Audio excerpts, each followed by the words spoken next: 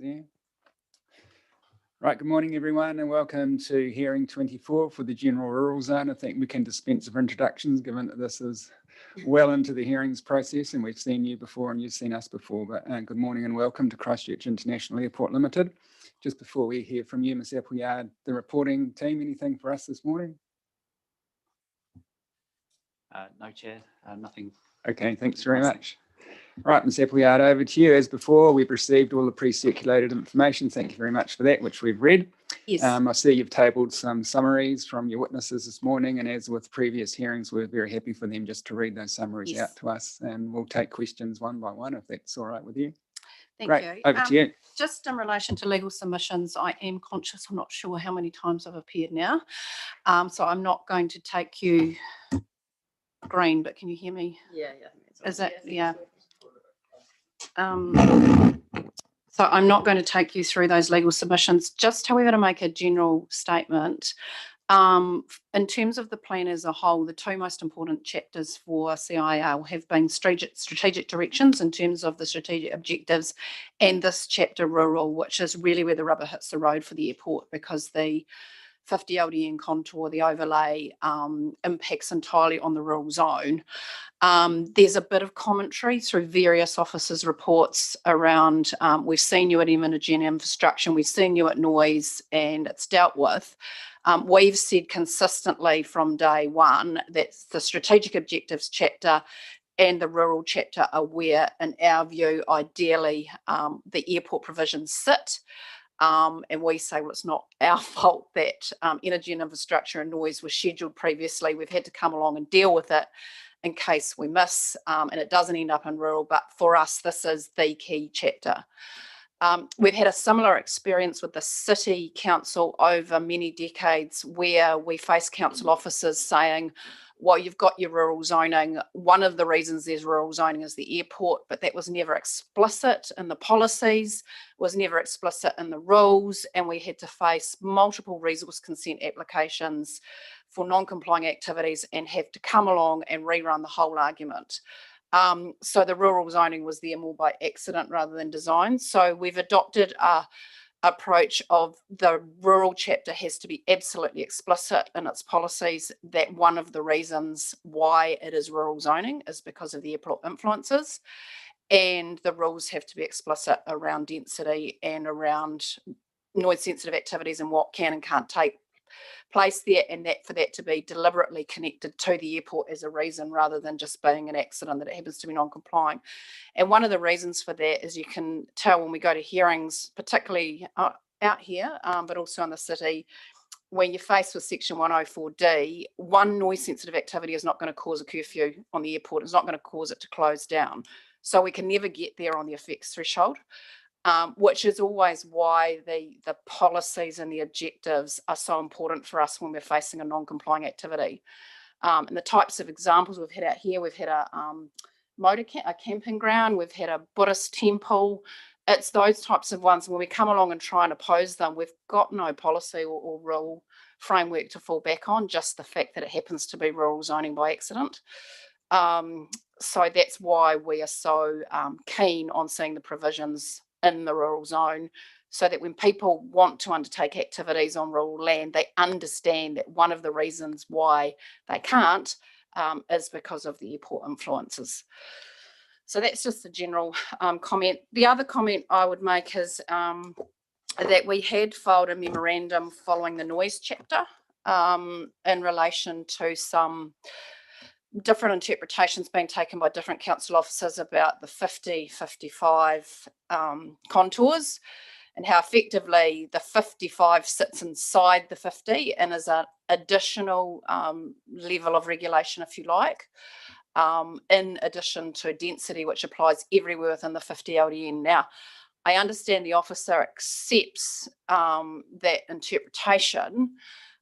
He has, however, not changed any of his recommendations as to outcome, and you may have some questions for him, but I can't see how, following the logic, if he follows the logic we've put up on the overlapping contours, how he can maintain the line that the remedies, if you like, the resolution and the recommendations don't change. So I'm a little bit perplexed about how those two positions can be reconciled. But that may be something that we can work through when we hear particularly from Mr. Bonis and we get into some of the detail. So that was really just the general. So unless you had any specific questions for me, I was going to dive into the evidence, because it's really probably Mr. Bonis in particular where the rubber hits the road in terms of the differences. Sure, look, I'll just see if the panel has any questions for you. But there's one issue I was going to put to Mr. Bonis, but I might put it to you initially, and then Mr. Bonis can address it as well. And just reviewing the legal submissions, the evidence in general for the airport, there's just something I was wondering if you could help me kind of understand. Now, the 50 dB noise contour looks to avoid residential activity on lots smaller than 4 hectares and sensitive activities general.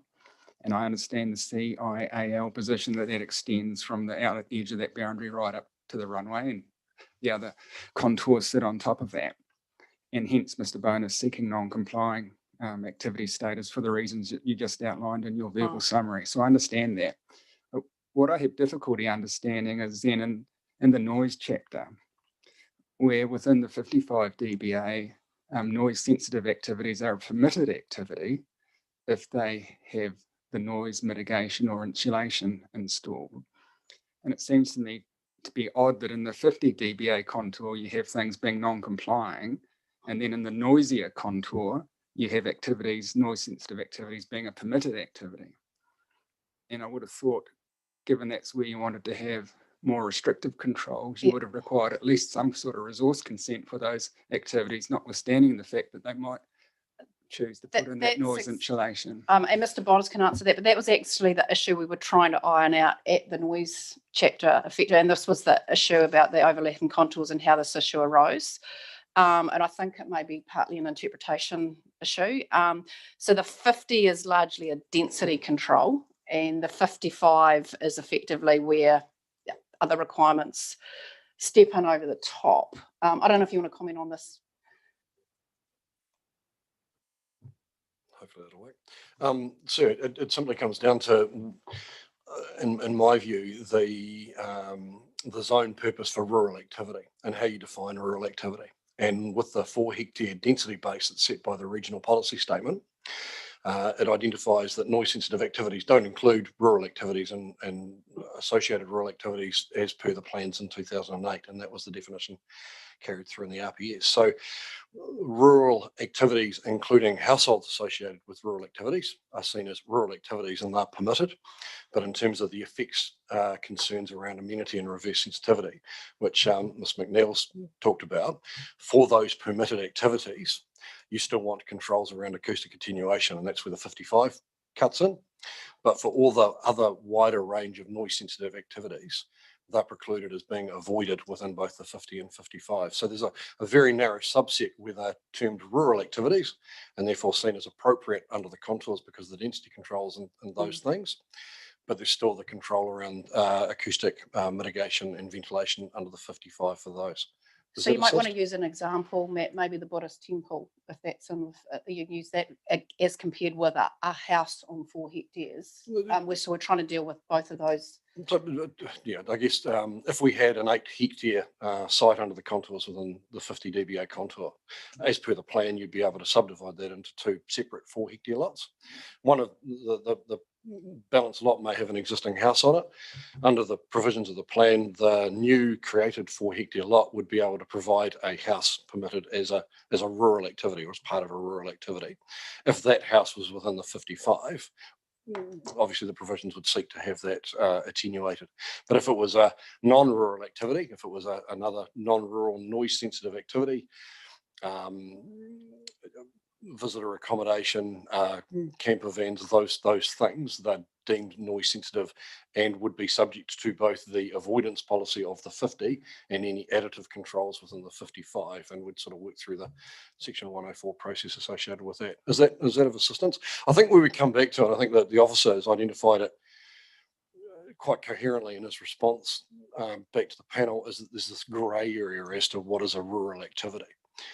So I've looked quite carefully at the categorisation of those, and it seems to be quite consistent with what the Christchurch plan and the Waimakariri plan have done. If you're 4 hectares, you're allowed a house, that's a rural activity. That's not necessarily seen as a noise sensitive activity because it's provided for within the definition of noise sensitive activities that trades back to the RPS. And therefore you kind of get a free run unless you're under the 55, in which case acoustic attenuation and ventilation is to be imposed. Does that have help? Yeah, I think so. That's all right. Look, I'll just see if we have any other questions arising from the legal submissions. Raymond, do you have any questions for? No questions, thank you. Ever any questions for council? Lindsay, any questions for Ms. Appleyard? No, I don't. Thank you. Thanks. All right. Okay, thank you. Right, we'll start with Ms. Blackmore. I have the commissioners on screen, if they've got a copy of the summaries or not, because we can email. Okay. Emailed through this morning. Okay. You've got one. Yep, they're both nodding their heads, so that's all good. Thank you. All right. Right.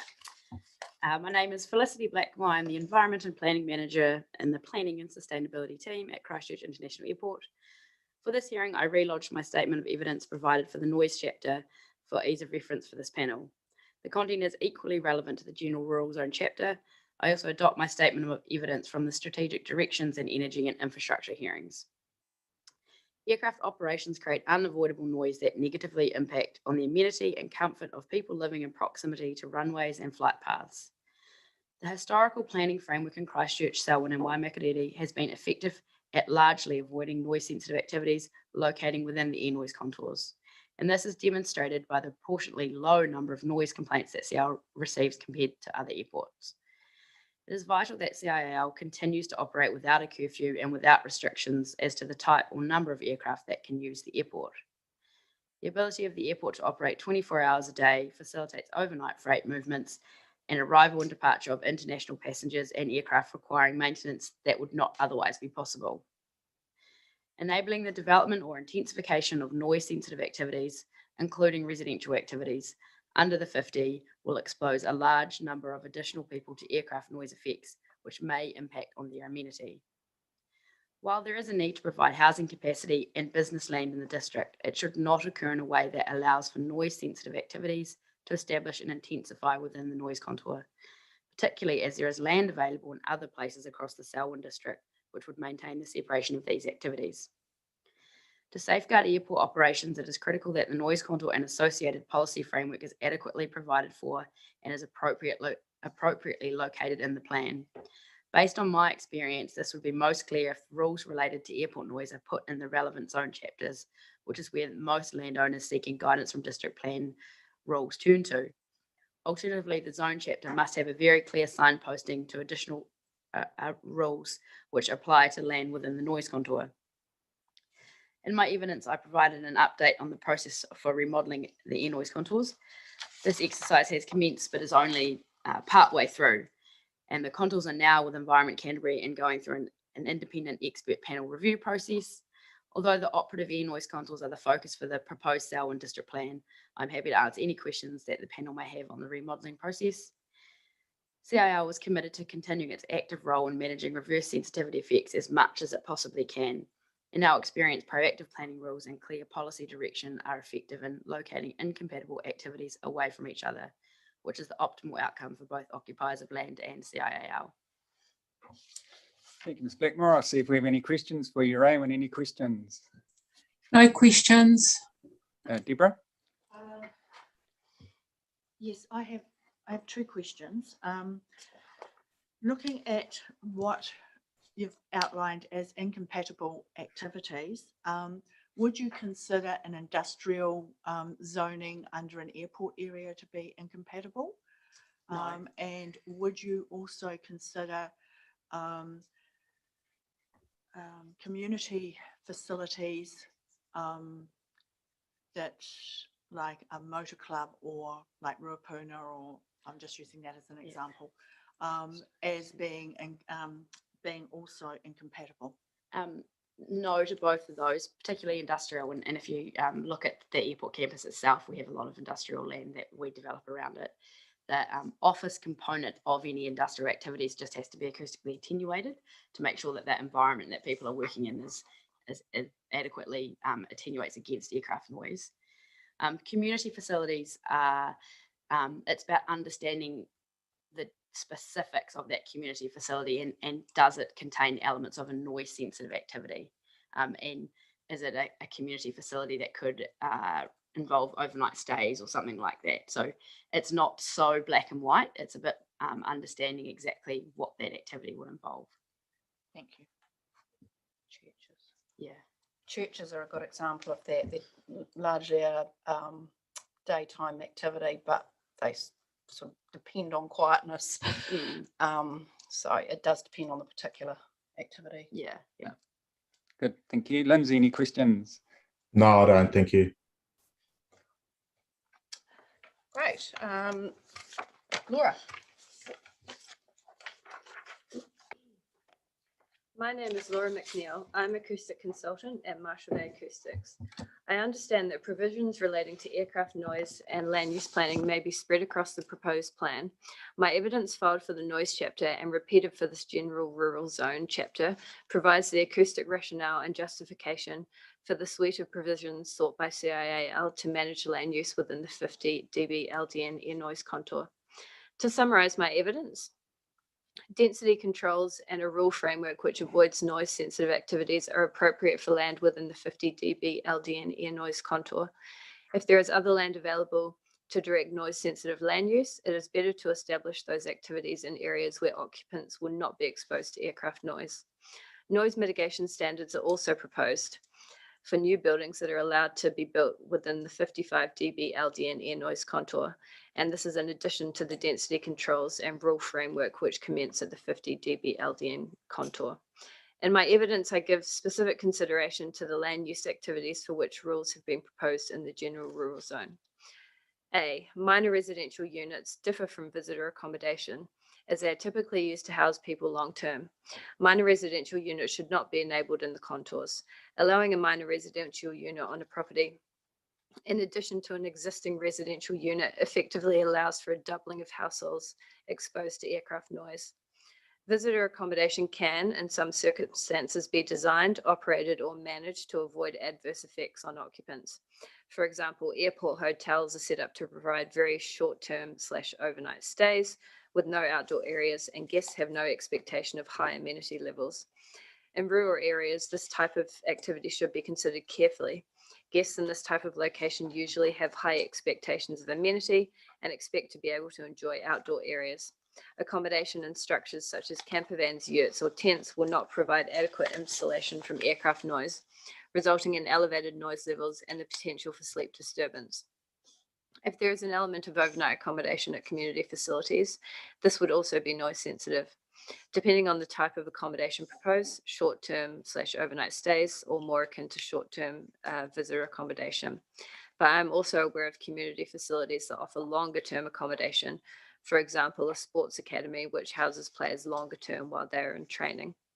Seasonal worker accommodation is used for longer term stays, and I do not consider there is any basis for the suggestion that seasonal workers are any less affected by aircraft noise than any other type of residential activity. It is appropriate to avoid seasonal worker accommodation within the 50 dB LDN air noise contour. Noise boundaries and land use controls in Canterbury. Canterbury has historically used 3 contours to set land use planning rules for aircraft noise: the air noise boundary, the 55 dB LDN air noise contour, and the 50 dB LDN air noise contour. The 55 and 50 LDN contours extend into the Selwyn district.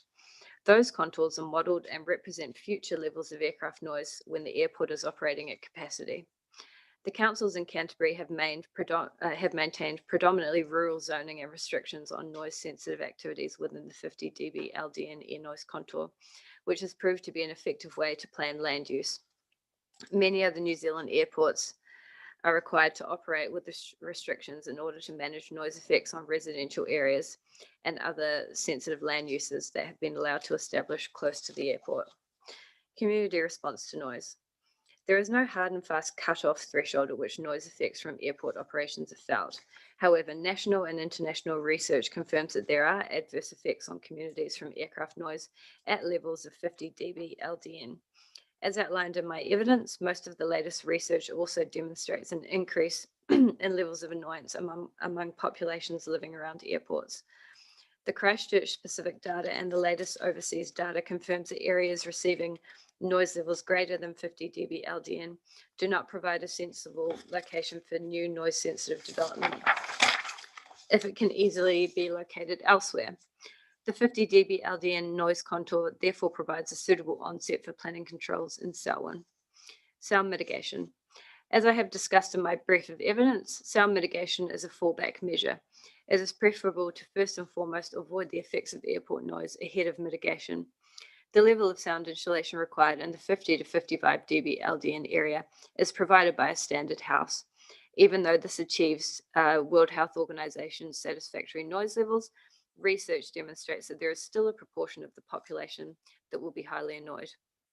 Houses allowed to establish in the 50 to 55 dB LDN area and fitted with insulation in the 55 dB LDN and above will need to operate with their windows closed to reduce internal noise levels. This can result in unsatisfactory levels of fresh air, installation of ventilation systems with significant cost, or windows being left open. All of these scenarios are likely to result in complaints.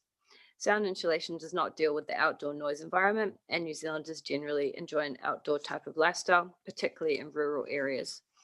In conclusion, I consider the package of planning rules which avoids noise-sensitive activities in the 50 dB LDN air noise contour and requires sound mitigation for new buildings within the 55 dB LDN air noise contour is appropriate from an acoustics perspective. Thank you for that. And we'll see if we have any questions for you. Raymond, any questions? No questions.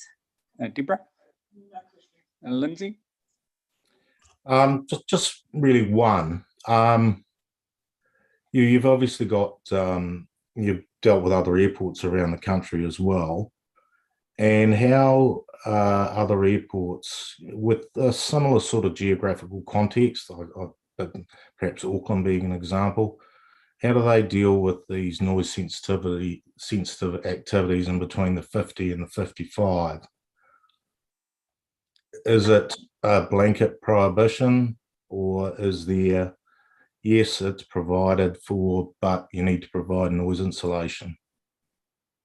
So a lot of the other airports around New Zealand, there was already quite significant development inside that 50 to 55 zone. So a lot of the airports, the controls actually don't start until we reach 55 or sometimes even 60, or at Wellington 65. So Christchurch Airport does have an earlier onset of controls, which is good because it prevents people from building in those areas, which is what we want. So yeah, we don't really have any other examples in New Zealand of controls within the 50 or 55, but for the other airports, it's similar, but the threshold is just higher. So within 55, you know, we want to prohibit people from building houses, and that occurs in the Auckland airport contours. So there's different activity statuses to prohibit people from building new dwellings and that sort of thing inside the contours. So it's the same sort of approach. Thank you.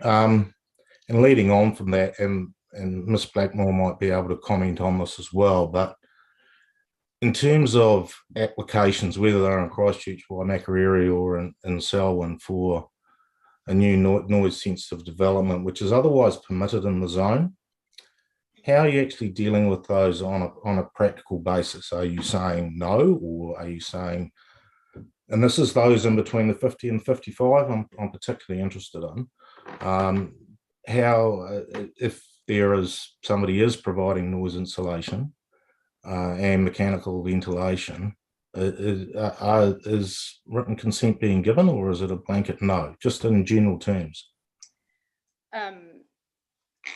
Couple of points to that. I guess it's recognizing the role of acoustic attenuation, which is effective in the higher noise environment. When you get to 55 and out to 50, acoustic attenuation is an appropriate mitigation tool, and it is more recognizing the amenity values that are lost when you have an increase, when you're in that higher noise environment.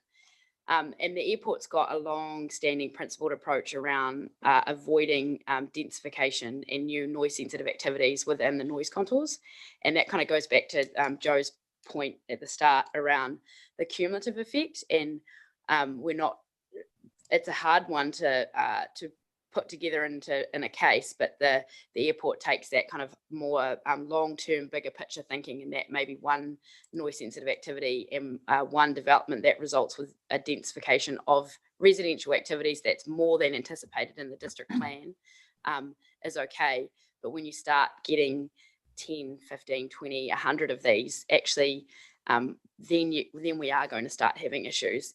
And the other thing to kind of keep in context is the noise contours are modeled out to ultimate capacity. So it's very different to the noise that you experience today. And if you look at that, if you look at the development framework in the same light, there's actually a considerable amount of capacity in the contours for development now. So if you have a look and try and work out as of right in the district plan how much noise sensitive activities can be established, and an example of that is in the rural zone on a 4 hectare lot, you could develop a residential house and probably a minor household unit. Then you are, as it stands with the current planning framework, there is actually already a permitted allowable amount of new noise sensitive activities that are going to establish. So if you look in 20, 30 years time, how many more people will be living in the contours when you look at the ultimate development capacity, and also recognizing that the noise contours are also out to ultimate capacity. So the environment that we're planning for is a lot louder than what we're experiencing today. And it's kind of a discussion I often have with applicants to try and understand that what we're talking about is really trying to prepare for the future and the future noise environment. Lastly, and leading on from that, there's a reasonably significant remodeling of the noise contours going on at the moment, and I appreciate that's a work in progress. But is it fair to say that in the future, the noise contours will be reduced due to factors such as quieter aircraft and so forth? No. So. No? Okay. Yeah, the quieter aircraft thing is something that comes up quite often. And first of all, noise contours are remodeled every 10 years, and that's to account for the noise profiles of aircraft that we know and we understand, and we can put them into the model. And aircraft over the last sort of 20, 30 years have gone through a period of getting quieter, but we've sort of reached the end of what's engineeringly possible, and that a lot of the noise that's generated from aircraft is actually the air moving past the aircraft or through the jet engines. So the aircraft themselves and the aircraft that you see today are not going to get quieter. The other big input is actually what the massive global drive to reduce carbon emissions is doing to the aviation sector, and that new aircraft that can be designed to use less fuel but be louder are more desirable. And there's actually quite a few examples around at the moment where Airbus and Boeing are designing these massive jet engines that are more efficient but move more air and are going to be louder. And then the last one is electric aviation. There's a lot of uncertainties around the noise profile of electric aircraft, and there's an assumption that electric aircraft will be quieter because they don't have hydrocarbon engines, which again is not correct, or in essence we don't really know, but on the back of aircraft still have the same air that needs to move past them. The noise profile that electric aircraft make, or aircraft that run off hydrogen, it's sort of safe to assume that they're probably not going to get quieter. And also we don't really know. So in 10 years time, when we go through this remodeling process again, we will hopefully be able to use profile from aircraft that are actually electric and hydrogen. But it's pretty safe to assume that aircraft are not getting quieter. Okay. No, the reason I asked that question is I'm pretty familiar with the Wellington Airport, and their latest modelling has actually shown a reduction in their the air noise boundary, obviously at a higher level than you've got in Christchurch. So that was the reason for the question. Yeah, I guess that they're all very different inputs, and Wellington Airport isn't a 24/7 airport, so there's a really big fundamental difference from the start there on, and it kind of goes back to the earlier question on comparing the appropriate land use provisions that sit under the contours. Auckland and Christchurch are the only 24/7 airports in the country, and that the nature of nighttime noise is very different from daytime noise, which then leads into having very different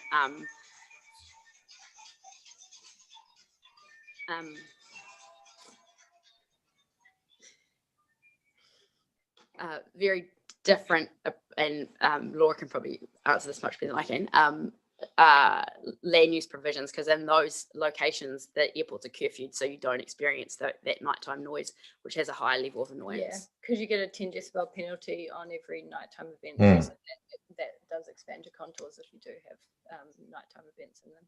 But yeah, it depends. And for Wellington, I'm not sure what the original modelling did, but when they remodeled it, there might have been a slightly different fleet mix or something like that that could have made the contour smaller. I'm not sure, but there's various different things that can impact the size and shape of the contours. Okay, thank you. Neil, no questions directly for you because you presented at the noise hearing as well. So, but just one question that has come to mind for me. I think at that hearing, either you or Ms. Blackmore presented the possible new noise contours that are currently being considered, and from memory they're quite a different shape to the current ones. So a question, Ms. Appleyard and Mr. Bonus, for you is, if we were to accept the provisions that you're seeking to be inserted into the GRUZ chapter, and then when the new noise contours are eventually set in place, would those provisions automatically apply to the new geographic areas under those new noise contours, or would some kind of plan variation be required? There will be a plan variation required because there's going to have to be an amendment to the RPS first. That's where the policy with the map attached with the contours sits at the moment. So there will need to be an amendment to the RPS, which is why the expert panel process is sitting with ECAN at the moment ahead of an RPS change, and then there will need to be plan variations to Christchurch, Waimakiriri and Selwyn. Yes. Right. Yeah, but work to be done. Yeah. Okay, no, thank you for that. And it will be contested. So I mean, it's the words that we've got. Sorry. The words that we have in the policy in terms of giving effect to the RPS may well change through that process as well, in which case, you know, the application and adaptability, I guess, of the provisions that we're looking at under the GRUZ will have to be reconsidered through that filter. Right, okay, no, thank you for that.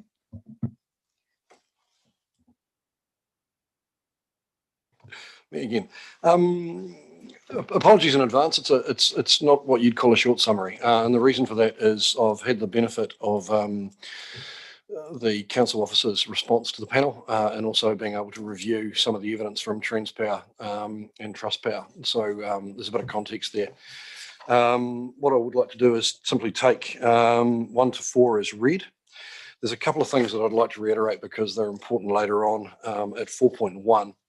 The CIA infrastructure is located within the Christchurch district, yet its effects and the need for management require a regulatory response within the Selwyn district. And there's amendments to Objective 1 and also Policy 7, where it talks about the function and operation of infrastructure in the area.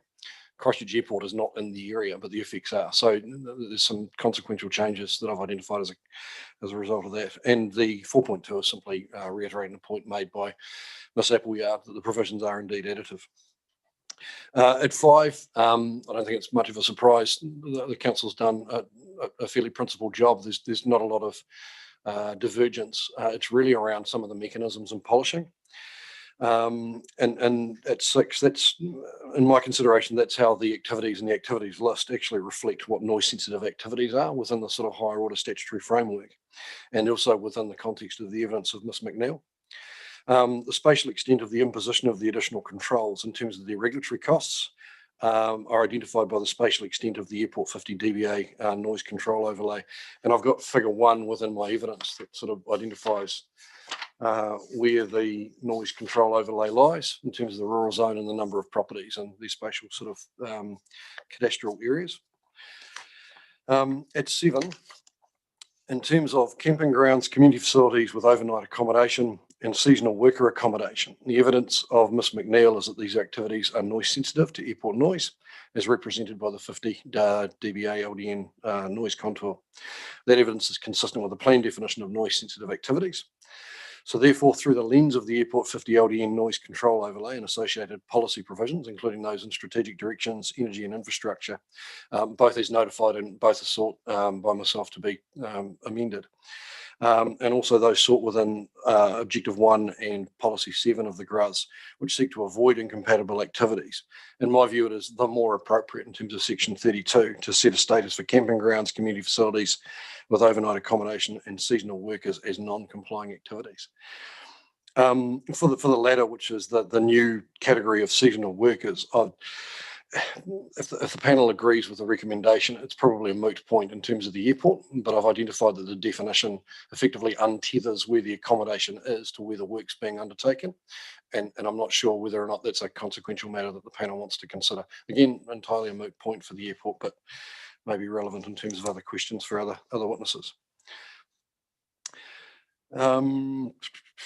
At 9, that foundation is also applied to the change at GRUS Rule 5, and that's to achieve the amended GRUS P2 to prevent undersized lots. Sort of the provisions as they're drafted allow for some clustering throughout the rural zone. The purpose of the amendments to GRUS 5 and Policy 2 is simply to provide another criteria lens that doesn't exist under the 50 dBA noise contours, simply to avoid intensification, which Ms McNeil's identified as something that we shouldn't be doing in terms of the guidelines under 6805 and also within the statutory framework. I also note at the bottom of paragraph 9 that recommendation of mine is consistent with the evidence of Ms Barker to the panel in terms of the subdivision controls that she recommended at the back of the noise chapter, which also removed the clustering. So effectively the panel's got a decision to make, and then there's a consistency issue with it, and I would suggest making them consistent by avoiding intensification within the 50 dBA contour. In terms of the submission by CEL, which seeks to preclude minor residential units, that's R6 within the 50 dBA contour, I've recommended retention of the operative Selwyn plan provision, status quo, which provided for family flats up to 70 square metres. I also note, and Ms McNeil raised it with the panel this morning, that from a pure acoustic expert's view, you shouldn't have them at all.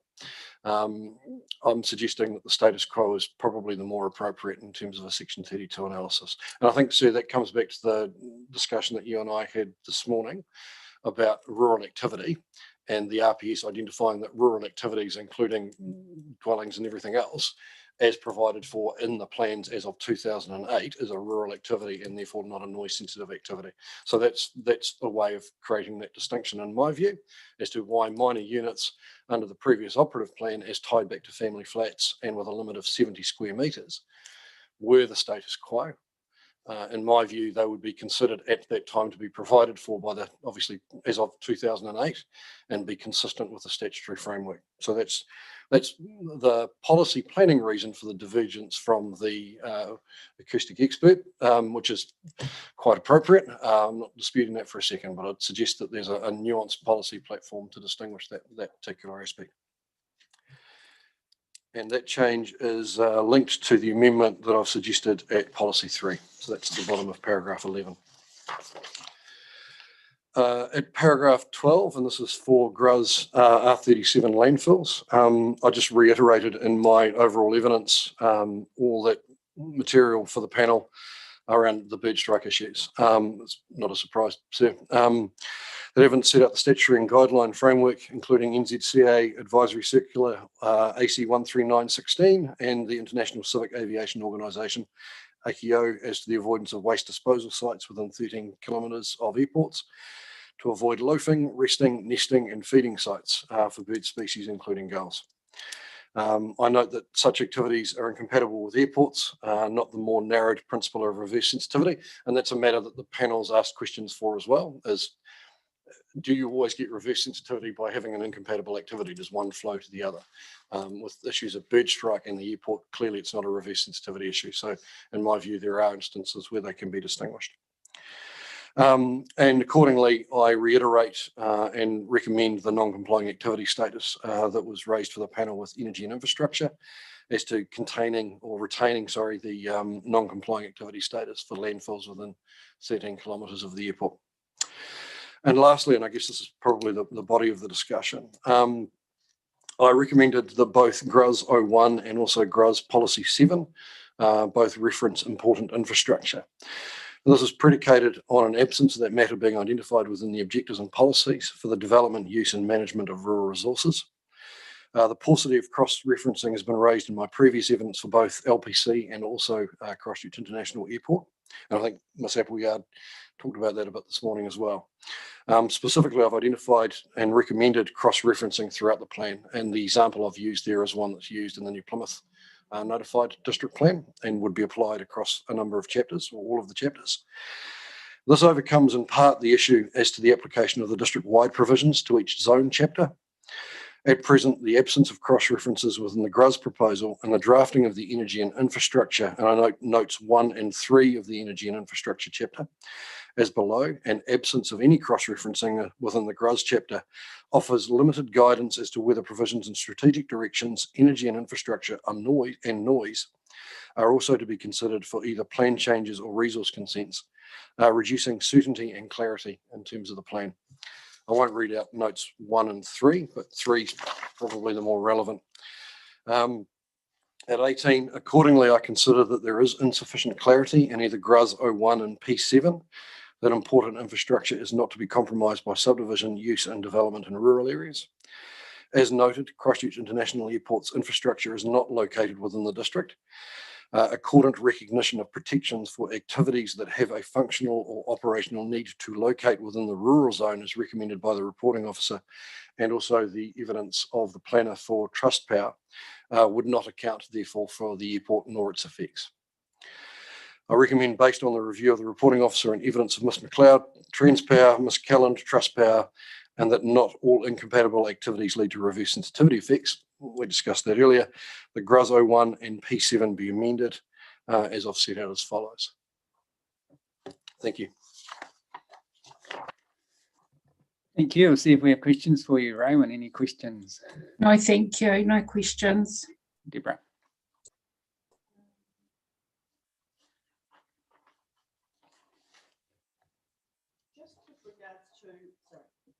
Just with regards to your paragraph, reverting back to the operative plan for 70 square metres for a minor residential unit. So I'm just trying to clarify, if the plan allows within the 4 hectare zoning, which I presume most of the airport contour is all under the 4 hectare zoning in a plan. It is, yes, in a place. Allows for a dwelling, a minor dwelling, and some other overnight stay accommodation. You are saying that, if I'm reading you right, you are saying that actually accumulates the interference or your perceived interference with regards to noise management for the airport. I think the starting proposition is the one that's been set out by Ms McNeil, that effectively any residential unit that is occupied has potential concerns in terms of adverse amenity and annoyance effects from aircraft noise and aircraft operations. That's put in within her noise evidence. That's modelled out to 50 dBA, and that's predicated based on surveys and things that look at annoyance and amenity levels. And then the flip side of that is, if they complain, what does that do in terms of reverse sensitivity in airport operations? So the starting proposition in terms of the acoustic evidence is don't have any at all. What the Canterbury Regional Policy Statement does is identify a level of pragmatism and suggest that the rural zone is appropriate. It decreases the number of or the level of intensification of what could be sensitive residential occupiers under the airport contours. And then it provides a policy platform to say, if you're a rural activity and you're 4 hectares, then you're not a noise sensitive activity. and it talks about rural activities as of 2008. Now, rural activities in Selwyn as of 2008 included minor dwellings for up to 70 square metres where they were termed and defined as family flats, and that's in my evidence as well. So it's, and it doesn't provide for visitor accommodation, and we're not suggesting that it should provide for visitor accommodation. Our consistent line is that should be non-complying. So in terms of the additive things that we could have, my evidence for the panel is keep it at the status quo, keep it at what was within the operative plan under the 50 dBA, because that is what the policy platform is in terms of the RPS. But there is some acoustic advice saying you could go further. I'm suggesting that to give effect to the RPS and with that degree of pragmatism, the sweet spot is effectively the status quo. So the council officer is recommending 90 square metres with garages for minor units with no tie back to what's actually undertaken within the rural property itself. I've suggested with family flats at 70 square metres and the status quo that they're more likely than not to be linked back to the rural activity that's being undertaken on the site, and that's appropriate. So that's the distinction, I think, between myself, the council officer, and Ms McNeil. Is that helpful? Yes, that's helpful. Thank you. Thank you. Lindsay.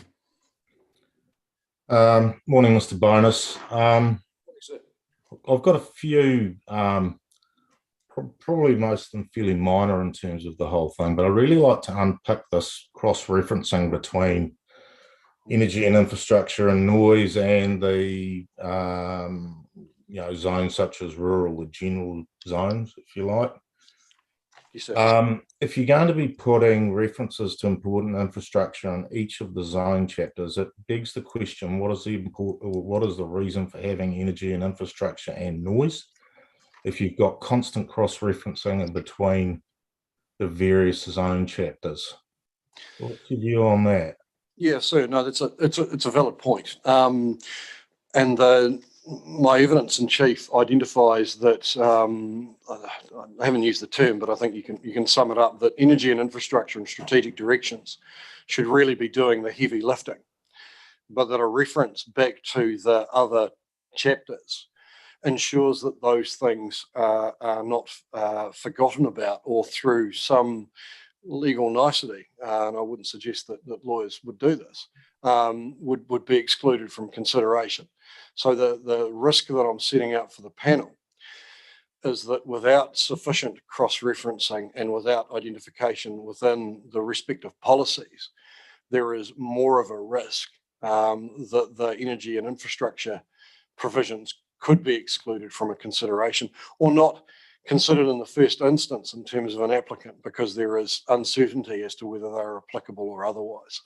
So I agree with the sentiment, sir, that, and I've tried very, very hard in the evidence that I've put before the panel, that I'm not simply just reiterating in every chapter the same verse that we sought within energy and infrastructure, which is why I've only referenced important infrastructure within the suggestions for Objective 1 and Policy 7, because I think quite rightly under the National Planning Standards, the energy and infrastructure chapter should be doing most of the heavy lifting. I just would not want to see, and I think that's the problem with the current plan, that the way that notes 1 and 3 are set out, there could be an argument that you could exclude consideration of those provisions when you're looking at things like rural density, which doesn't automatically come to view as a matter of noise around airport operations.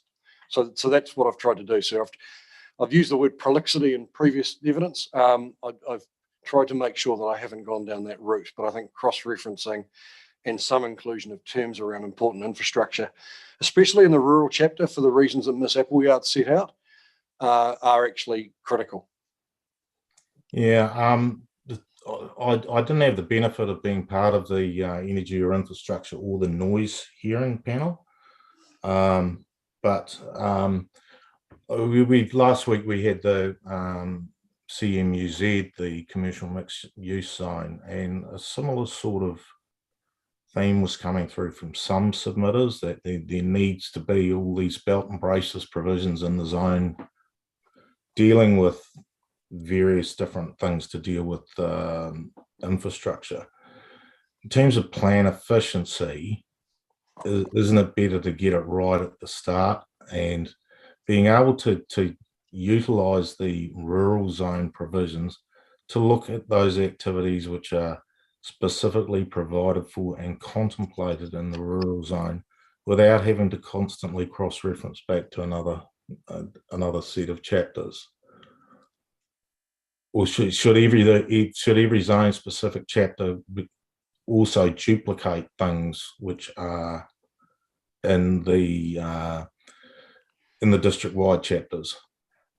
Sarah, I think they do different things, and therefore there's a different context. The issue with airport noise and perhaps setbacks from transparent infrastructure is a little bit easier in terms of excavation and land use.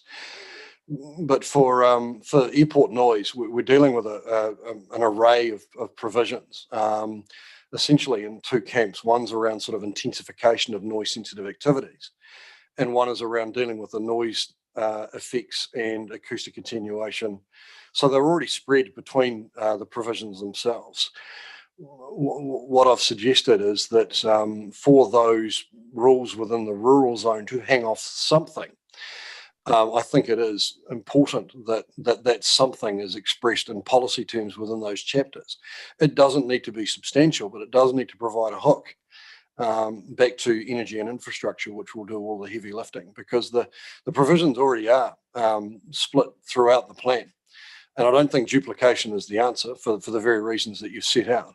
But I think it is critical that there is some clarity between cross-referencing and the hooks within the policy provisions to ensure certainty for users. And always, I come back to it, when the rubber hits the road and you end up with litigation, that there isn't legal nicety as to why certain provisions would be precluded from a consideration. And that is the concern that I have. And I guess in terms of which avenue would I suggest the panel goes down, I would always suggest that you go down the risk-averse approach, that if there is some chance that something could be misread and left out or precluded through legal consideration, then the panel should thoroughly consider to make sure that doesn't happen. Okay. Probably dropping down to some more specific issues now. Your evidence talks about utilising the operative district plan definition of family flats. National planning standards don't use that term. They use minor residential units. Are you talking about transferring just the principle of family flats from the ODP through to the proposed district plan, or we're actually getting to there? Because the district plan needs to have a definition of minor residential unit. It's what's in the national planning standards.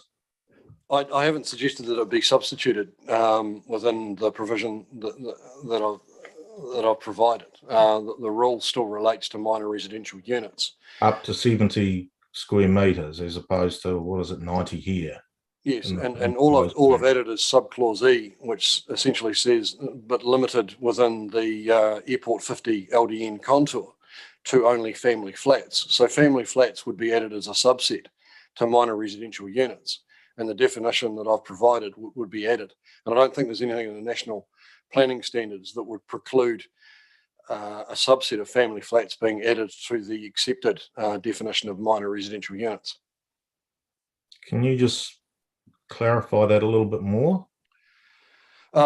Certainly, sir. I'm not suggesting we replace minor residential units with a definition of family flats. Family flat would be nested within the definition of minor residential units and only applied within the 50 dBA LDN airport contour. Okay, up to 70 square metres. Yes, and I'll put that in the rule because the rule should be the one that codifies the standards. Yeah, because the rules are going to dictate what needs consent and what doesn't. Correct, sir. Yeah, okay. You've also got a fairly, I guess, principled approach throughout the airport's evidence in relation to noise-sensitive activities, but one which I guess I find it a little bit odd is in relation to community facilities, which are defined as being those activities which are there for the benefit of the community. They're not residential. Can you give me an example where there's a community facility perhaps in Selwyn, which contains residential noise-sensitive activities? The Buddhist temple's an example of one. There's a few in. Are people staying overnight there? That location attended, that was to be a retreat, if you like, of quiet prayer and contemplation with stay. So it's more about belts and braces approach, that you want to basically hit every different land use category that there is, which has the potential for a noise sensitive activity to locate in it. Well, sir, I think it's really more around the other way. What we're looking at is the integrity of the principle that we're putting forward. The issue that I've always faced in the 20 years that I've worked for the airport and LPC and various other airports is that if you start getting exemptions, very quickly the integrity of what you're trying to do falls away. And I think in the issue of the community facilities, 99% of them won't have overnight accommodation. So the cost of the regulation that we're suggesting is based around that integrity is actually very, very small, especially when you then apply it to the rural zone where the airport contours lie. And community facilities, regardless of whether they have overnight accommodation at all, are discretionary activities.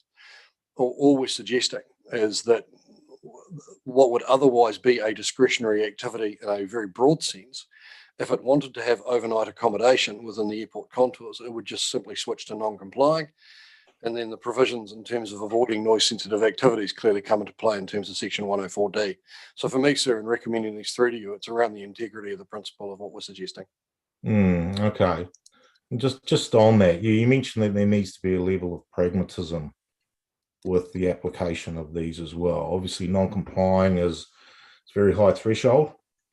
So if you have a potential scenario that you've got a property which either straddles or just is within the 50 LDN noise contour, that's a non-complying activity, and somebody gets some independent acoustic advice and they go out and they do some of their own measurements and they actually have a site-specific ground truthing of whether or not that's accurate. How would, with such a stringent activity classification, how would anybody be able to make the case that they'd have to go down the effects route rather than the policy route, wouldn't they? On 104D. Well, yes, they would, sir, but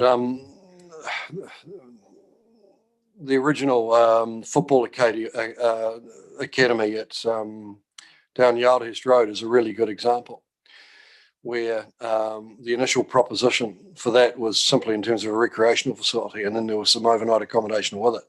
It's now embedded through a SERA change into the district plan, but there was some consideration and some leeway between Christchurch Airport and the proponents of that development in terms of what that accommodation looked like, how it was done, who it would service, how it would service. There is, in very odd instances, the ability to sort of navigate these things.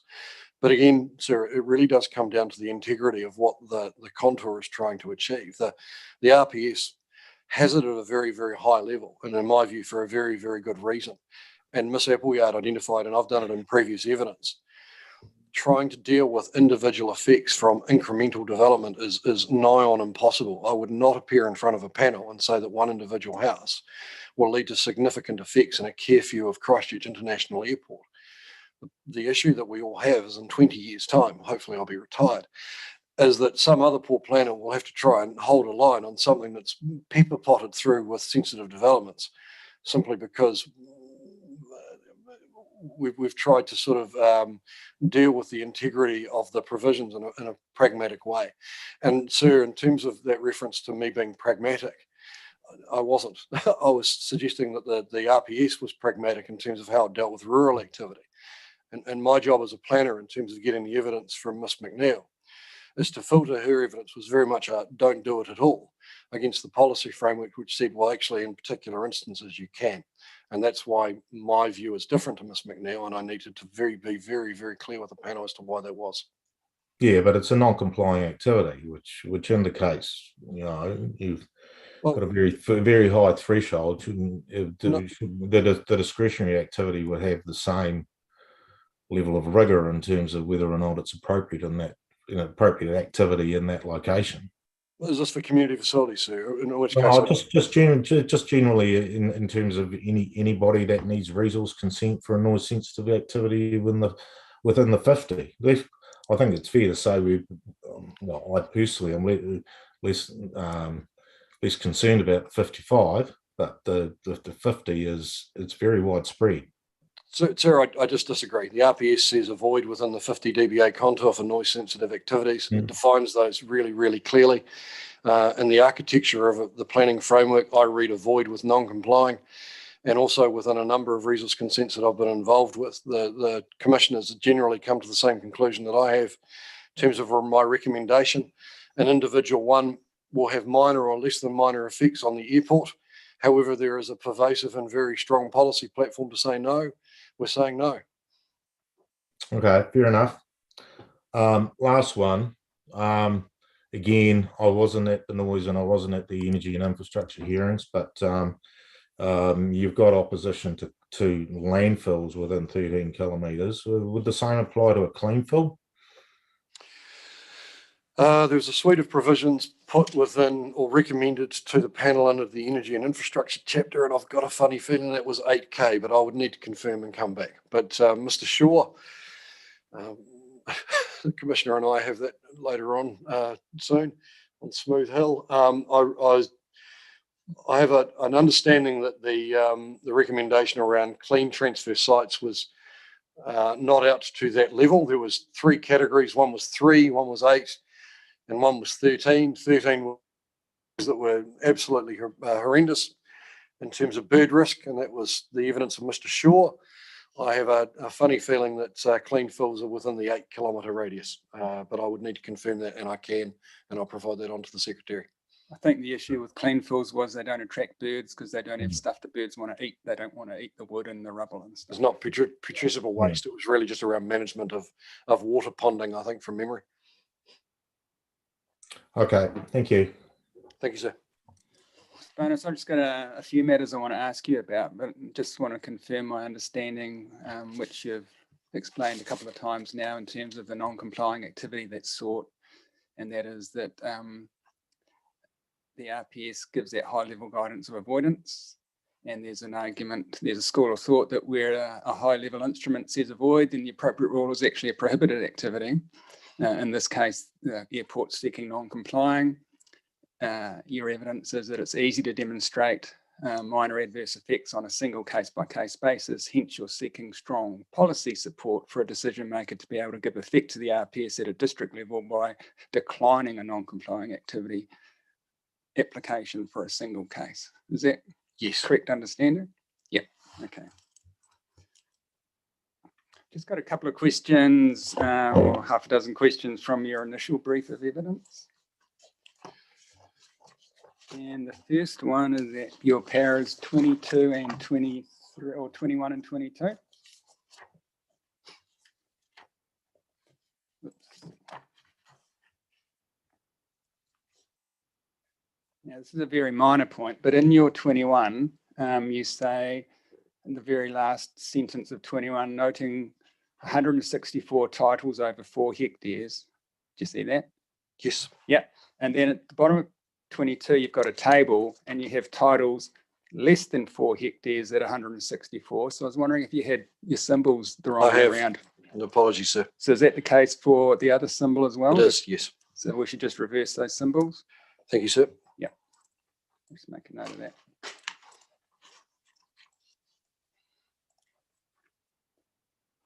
Next question is at your 44.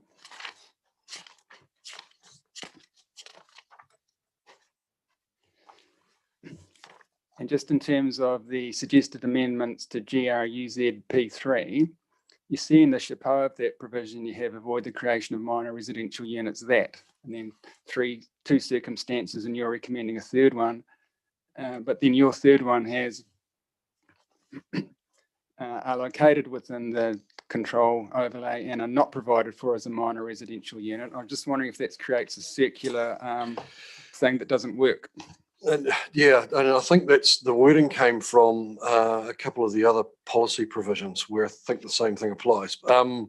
So rather than, if we agree that there's a secular Yes, argument there, so that provision doesn't work, rather than try and fix it now, can you come back to us with some wording that you think yes, I can see. wouldn't have a secular argument in it and that would work? Yep. Yep, cool.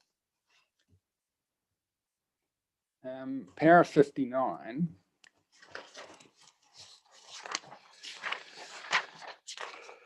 Now, just Ms. Appleyard, there's an issue here. I'd just like you to, not now, again, you can if you provide this in a memorandum with some of the planning stuff that we're going to ask for. I don't think the relief sought under Para 59 was in the original submission, so I'd just like you to cover off the issue of scope. And just whether there's scope within the broader submission for this kind of relief as sought. And then the same issue arises for me at Para 66. So again, I think the amendment sought weren't set out specifically in the original submission. So if you could provide justification that would give us scope to consider that.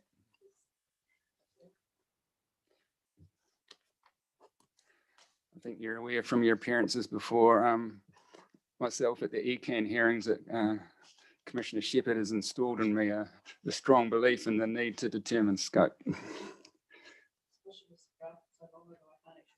Yeah, yeah. So Para 80.4. Okay, I think we're okay. Well, we are okay. Sorry, 84? Yeah, yeah. 80.4. Oh, sorry, sir. Mm-hmm.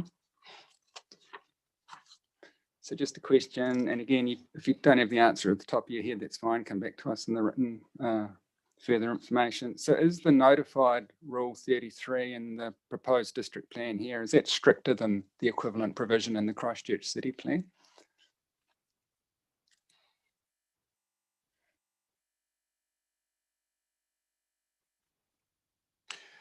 So I think the point that I'm making there, sir, and it was just for completeness, because I've identified in other places consistency between this plan and the Christchurch District Plan is important in terms of the 74.2C. I've identified that within the Christchurch District Plan, community facilities are deemed restricted discretionary activities within the rural zone. They're discretionary here, and then we're going further and seeking non-complying for overnight stay. Yeah. So they're less strict in the Christchurch. They're less strict, yes. Yeah, okay. So given that the Christchurch City Plan covers a geographic area that's closer to the airport and hence would, I would imagine, be more noisy, is it appropriate then? I would have thought the presumption would be the other way around, that you'd have stricter provisions there and less stricter ones here. I'm trying to recall the process we went to in terms of the focus we had when we looked at that provision, sir, and it may simply have been that's the answer. Yeah. I think the evidence before you from Ms. McNeil and also in terms of the statutory framework when applied in the Selwyn context is that what I've recommended is the more appropriate. Yeah. It's probably the more appropriate in the Christchurch context. It's just not there. So the purpose of this was, as usual, code of conduct. Yeah. Okay. So nothing really turns on the point, does it? No, but it's a valid point for me to raise and for you to question. I appreciate that. And at your paragraph 86, just wanted to let you know that,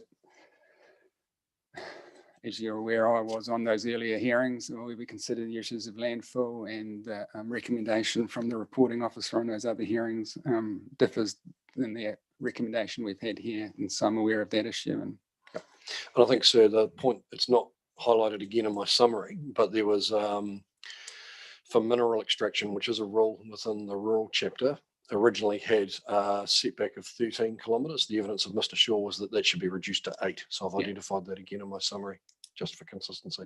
Yeah. And Sarah, we will go away and provide a response in terms of the scope. There was a submission from Christchurch Airport introducing a policy and a rule, and I think I've referred to it very briefly in my overall evidence, seeking that all noise sensitive activities be avoided within, and then a rule doing the same. Right. So in terms of, is there broad scope? Is there broad scope? I suggest that there is, but we will go and provide that in a formal context. Yep. Okay. Now, I just wanted, if you could help me out, I'm still kind of, notwithstanding your helpful advice at the start of this session. Clearly not helpful enough. No, no, it was, but just want to explore with you a little bit more the interplay between the noise chapter and this chapter. And it might help me to work through a specific example. And I'd like to use Rule 6, GRUZ Rule 6 as an example.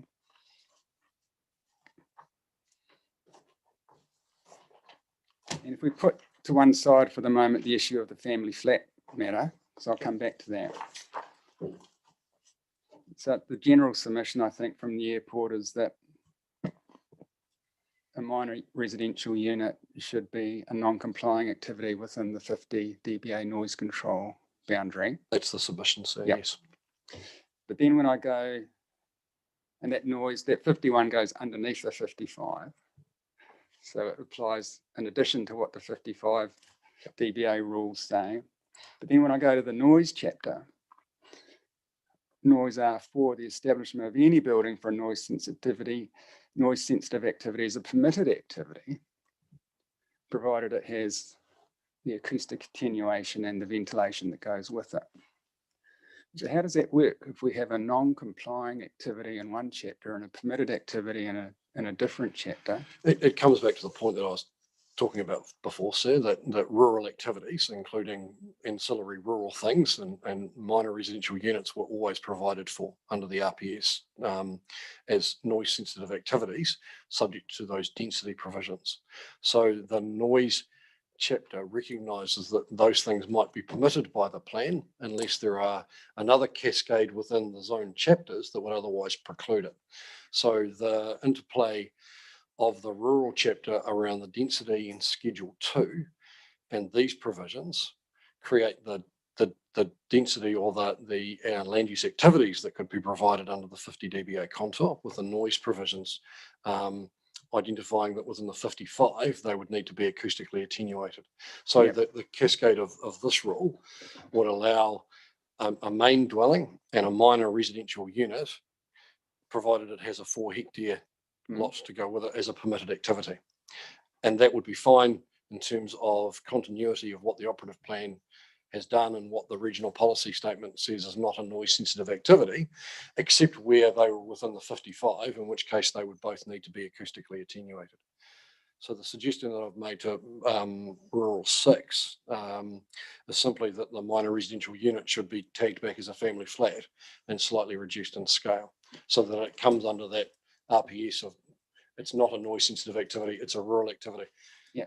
I think the point that's been highlighted here, if we're having this debate, how a farmer with a block of land reading both chapters is going to be able to work this out. And maybe we need to look at the noise chapter and the rural chapter beside each other, because the mere fact we're having this discussion as professionals indicates that a landowner in the rural zone is not going to be able to find their way through it. Yeah, and so just carrying on with my confusion about the interplay between the provisions, and I'm not particularly worried about what went before, because I would look at this plan on its face as a decision maker, and I would have no regard to what the older plan said. I wouldn't worry about that at all. So again, if I'm looking at, say, a minor residential unit looking to be established underneath the 55 dBA noise contour, and if the noise chapter says it's permitted, subject to acoustic attenuation, but the rural chapter says it's a non-complying activity, I fail to see the logic of the noise chapter permitting it. Shouldn't the noise chapter say that it's at least non-complying, subject to compliance with the provisions in the rural chapter, for instance, or at least require a consent? Yes, and I think it comes, I agree entirely. And it comes down to how we cross-reference between the two. Well, it's more than that, though, isn't it? It's what the rules actually say. I can't see the point in having a non-complying activity for an activity in a geographic area that has a permitted activity sitting on top of it for the same activity. And I guess playing this out in my mind, now I think it comes back to the point that Commissioner Dace was saying, as to how far do you then go in loading up the noise provisions with these are all the things that may therefore be precluded, and acoustic insulation isn't actually relevant because you're precluded by the rules in the plan. Yeah. And I think that's something I'll need to give a bit of thought to, because Yeah. it's quite the mechanics and the architecture of the plan are pretty important in terms of how that's done. So, Ms. Appleyard, what I was going to wanted to explore that with Mr. Bone is to see if I was just being thick or if there was an No. issue. So, I think we need to go back and look at the noise chapter. just a and- minute. yeah. I'm still asking the question. So I was going to, would it be helpful if we were to direct that a joint witness caucusing or a witness caucusing takes place between Mr. Bonus and the relevant section 42A officers, which would be the reporting officers for the noise chapter and this chapter and possibly other chapters, Yes. to work through these issues and come back to us with a joint witness statement that sets out agreement of the principles, and then agreement or disagreement as is appropriate on what then the respective rules should say, so that the interplay between all of these chapters works. Yes. So it'll be energy and infrastructure, noise. Noise. And rural, I think, As are a the starting three. point. Yeah. So would you agree that would be a helpful thing? I think that would be really helpful, particularly where we've ended up now having been through those 3 hearings, and we've got different officers, even with different views, and panel confused, and I'm confused now. So I think now that we've been through the 3 hearings, sitting down with a cold towel around our heads with the 3 different council officers would be very helpful. So Justine, turning to you as the council representative who's in the room today, would council be willing to enter into a joint or a caucusing process in that regard? Yes, certainly. I was just having a word to Mr. Truran about that just before you mentioned it, actually. So, yeah, yes. Good. No, that would be helpful. All right. Well, I'll draft a minute accordingly, but if we can assume that'll be the case. I know everyone's really busy. What sort of time frame, Mr. Bonus and John, do you think would be practical given what you already have on your plates? Are we looking at a matter of weeks or is it a matter of months? 2023 is clear, sir. I'd at least need a couple of weeks, if I could. Yeah, a couple of weeks is fine. And Ms. Barker would be the other officer. Yeah. So if the minute, for instance, was to direct that the caucusing take place and a joint witness statement is produced for our benefit before the end of April, would that be sufficient time? Yes. That's fine. Yeah. Does this affect any other parties, sir? I'm just trying to think. There's a few infrastructure providers that have raised similar issues, not around noise necessarily, but probably what I'd suggest is that we have the caucusing and that joint witness statement produced, and that would then go on the web page, and then I'll do another minute inviting any other party who thinks they're affected to give us their views on that, but to keep it initially quite confined. Just, yeah, a bit informally, we are in touch with some of those other infrastructure providers, so we can probably head generally in the right direction informally. Yep. So we're not likely to have some major change. I think we can do that informally on our side of the table anyway. Yep, good. Yep. All right. So now, thank you. Just coming back to GRUZR6, just the particulars of the wording and the issue of the family flat.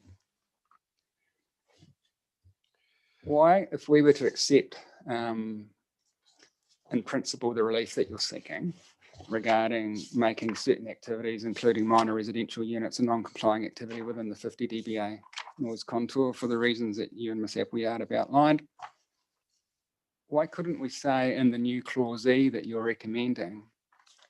so this is paragraph 59, is it, sir? Page 14. Just a minute, let me check.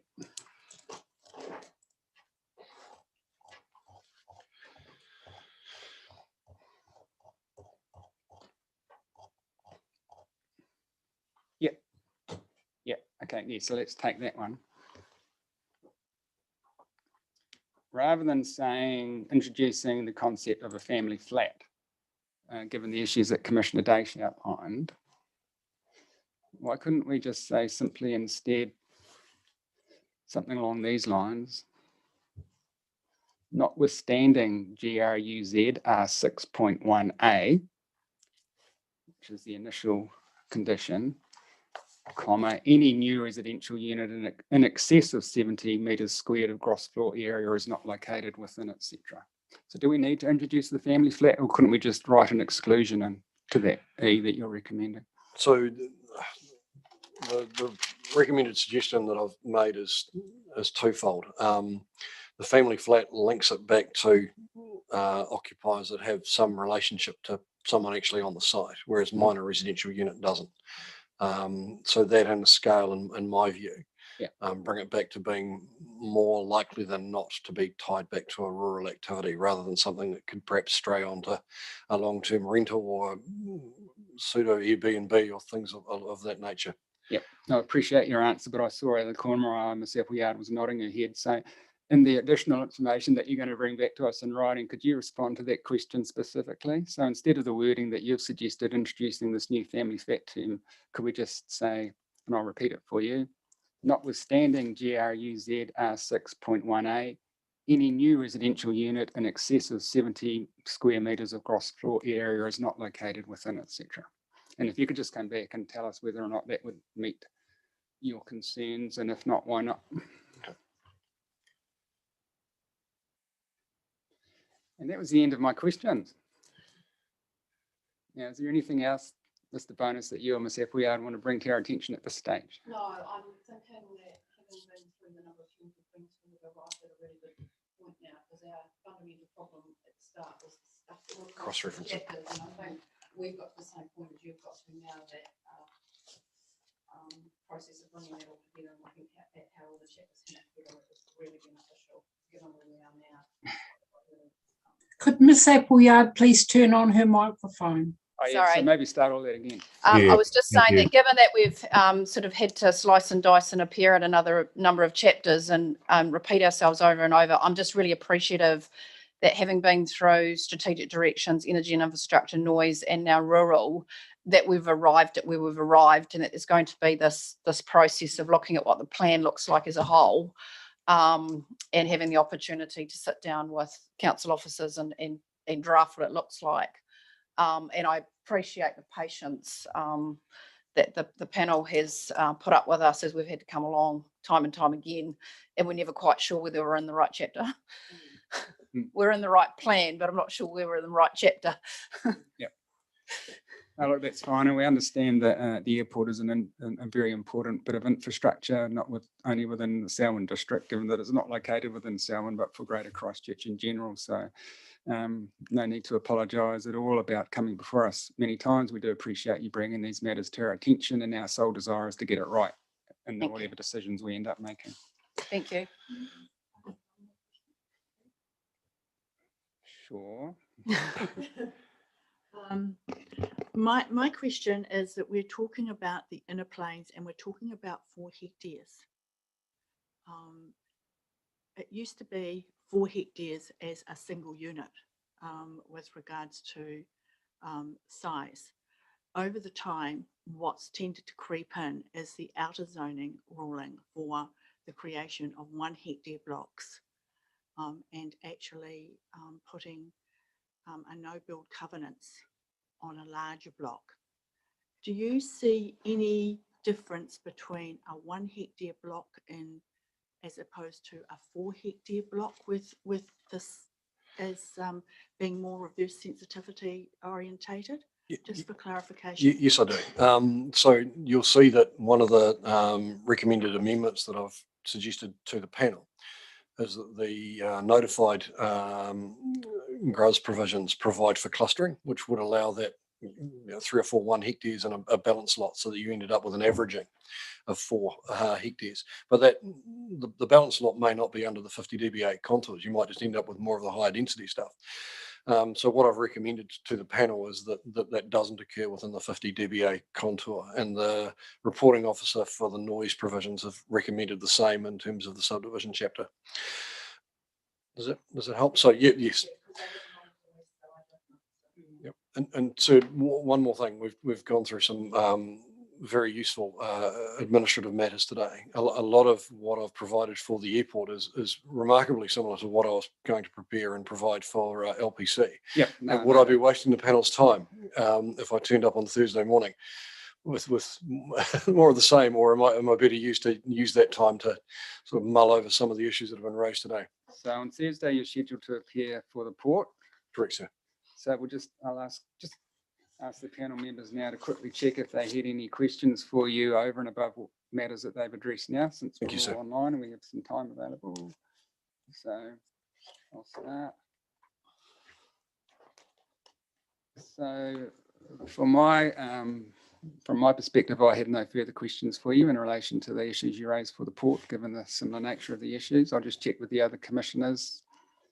Deborah, did you have any questions for Mr. Bonus on Thursday relating to the port evidence? No. Raymond, did you have any questions for Mr. Bonus? No, I didn't. And Lindsay, did you? No, I will just double check. Okay. But I'm fairly sure there's such a commonality of issues, if you like. So Yeah. Now, Mr. Bonus, it's very helpful that you've raised that. So it appears we can release you, if your client is happy for that to occur, release you from attendance on Thursday. And if Mr. Commissioner Dash decides that he did have a question for you, we'll just put that to you in writing. But otherwise, yeah, better spend your time doing other things. Thank you. Really appreciate that. Would that submitted then appear at all? Probably not. We'll check, but no, we don't have legal submissions. No, I'm pretty sure not. I'll let you know if that isn't the case, but I'm pretty sure we won't need to. So unless we hear otherwise, Ms. Appleyard will assume that the port's not appearing on Thursday. Okay, great. Thank you very much for coming in. We appreciate your time and for the helpful advice that you've given us. Thank you. So we now adjourn this hearing until 12:30.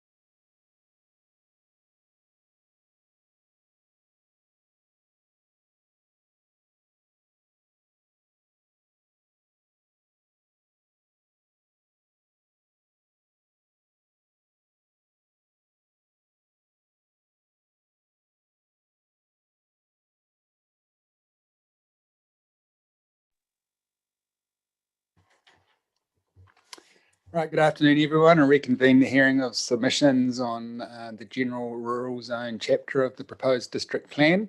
And at this stage, we're hearing from the Ellesmere Motor Racing Club, which must be you, gentlemen there. Good afternoon and welcome.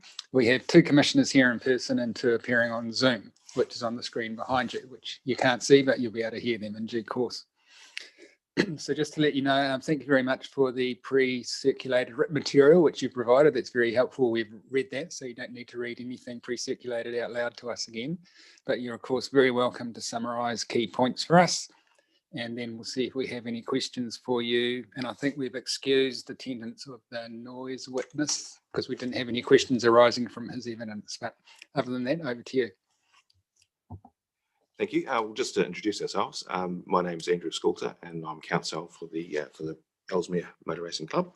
I'll just call them the club. And this is Tim Joel, who is the planning expert for the club, and this is the club president, Gordon Rattray. And we've also got Bridget Roxburgh, who's a member in the club in attendance as well. Great, thank you, and welcome to you all. I guess the starting point for the club is obviously you've taken as read all our written material, but the starting point is that this has been an existing use or an existing activity that has been in existence for nearly 40 years now, and in that time has created few, if any, major disturbances, or in the sense of actual community disturbance or generated complaints from the community itself. Therefore, in terms of getting involved with the planning process, that was something which was, I guess, emphasised for the club as being worthwhile for them to do in terms of the trying to provide some protection and some security for their ongoing operation. But I think also in terms of giving the club itself a sense of rigour in terms of what it does, and in terms of being able to be sure that it wasn't going to be causing too great an annoyance in the community itself. So I don't really have much to add to my submissions unless there are any questions of me on those. Look, shall I just see if any members of the panel do have questions arising from the legal submissions, and then we can turn to your witnesses. Is that all right with you? It's fine by me. All right, Raymond, do you have any questions arising from the legal submissions? Yes, I do. I presume that the club will be wanting, when residents build new homes, when there's a new residential buildings happening, I presume the club will anticipate that they will include noise mitigation. Is that right? My understanding, without wanting to give evidence from the bar, as it were, is that the actual control is really in terms of any need to augment what is already required under the New Zealand Building Code. And I think Mr. Joel probably has a little bit more information on that than I do, but I think it's more about the ensuring that those buildings are built to code, which does have noise attenuation provisions within it, but also making sure that things like ventilation, things are adequately provided for. So the actual additional constraints on any persons wanting to build more sensitive dwellings within that area are relatively minimal. It's more about the advisory role. That's what we see the actual noise contours as providing. So will the noise contours trigger those extra mitigations, noise mitigations? It will, to the extent that if they're not being provided, then the activity status may change from being permitted. But again, the trigger for that is essentially almost on the building side of things rather than the consenting side. So again, I think in terms of what's being proposed, the intention has been to keep it as proportionate as possible to the risk that's actually presented by the track at the moment, and in terms of the likelihood of such developments being encountered in close proximity in the near future. Okay, so I just want to ask you a question, because I've asked other lawyers this question. Do you think it's fair and just that one day when a residential activity establishes near the racetrack that generates less noise than the racetrack, that they bear all the costs of mitigating noise generated by the track because the track is unable to contain its noise within its own boundary? I think in a case like this, fairness is on a bit of a continuum, and the point that the club is making is that it has been able to operate for this time without complaint, and there have been residences in reasonably close proximity, a couple, that haven't been too overly adversely affected, not to the extent of making complaints about it in any event. And so the question then is, with the knowledge of the existence of the track, which is effectively, as we've argued, a community facility and provides for members of the community to exercise a recreational function, that would it be fair to then turn around and say, well, we're going to build close, and so you're going to have to modify everything that you do on that basis, which of course would entail a fair bit of cost. So I think it's a balancing act, and that's where the actual level of control that we've tried to aim for with the provisions that we're suggesting is aimed at being proportionate and reasonable in the circumstances. Okay, thank you. No more questions from me. Thanks, Raymond. Deborah, any questions? Lindsay, any questions from the legal submissions? Thank you for this, and I guess it's a little bit crossover with planning issues as well, but essentially your package is looking at something which is relying on boundaries to be defined around the club itself or the club facilities, which haven't yet been defined.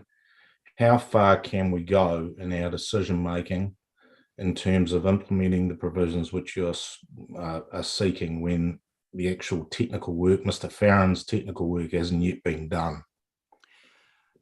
Yeah, I think in his evidence, Mr. Farron touches on I guess the place of the noise evidence as opposed to looking at the identification of an appropriate mechanism in the plan to enable the club to achieve what it's trying to achieve.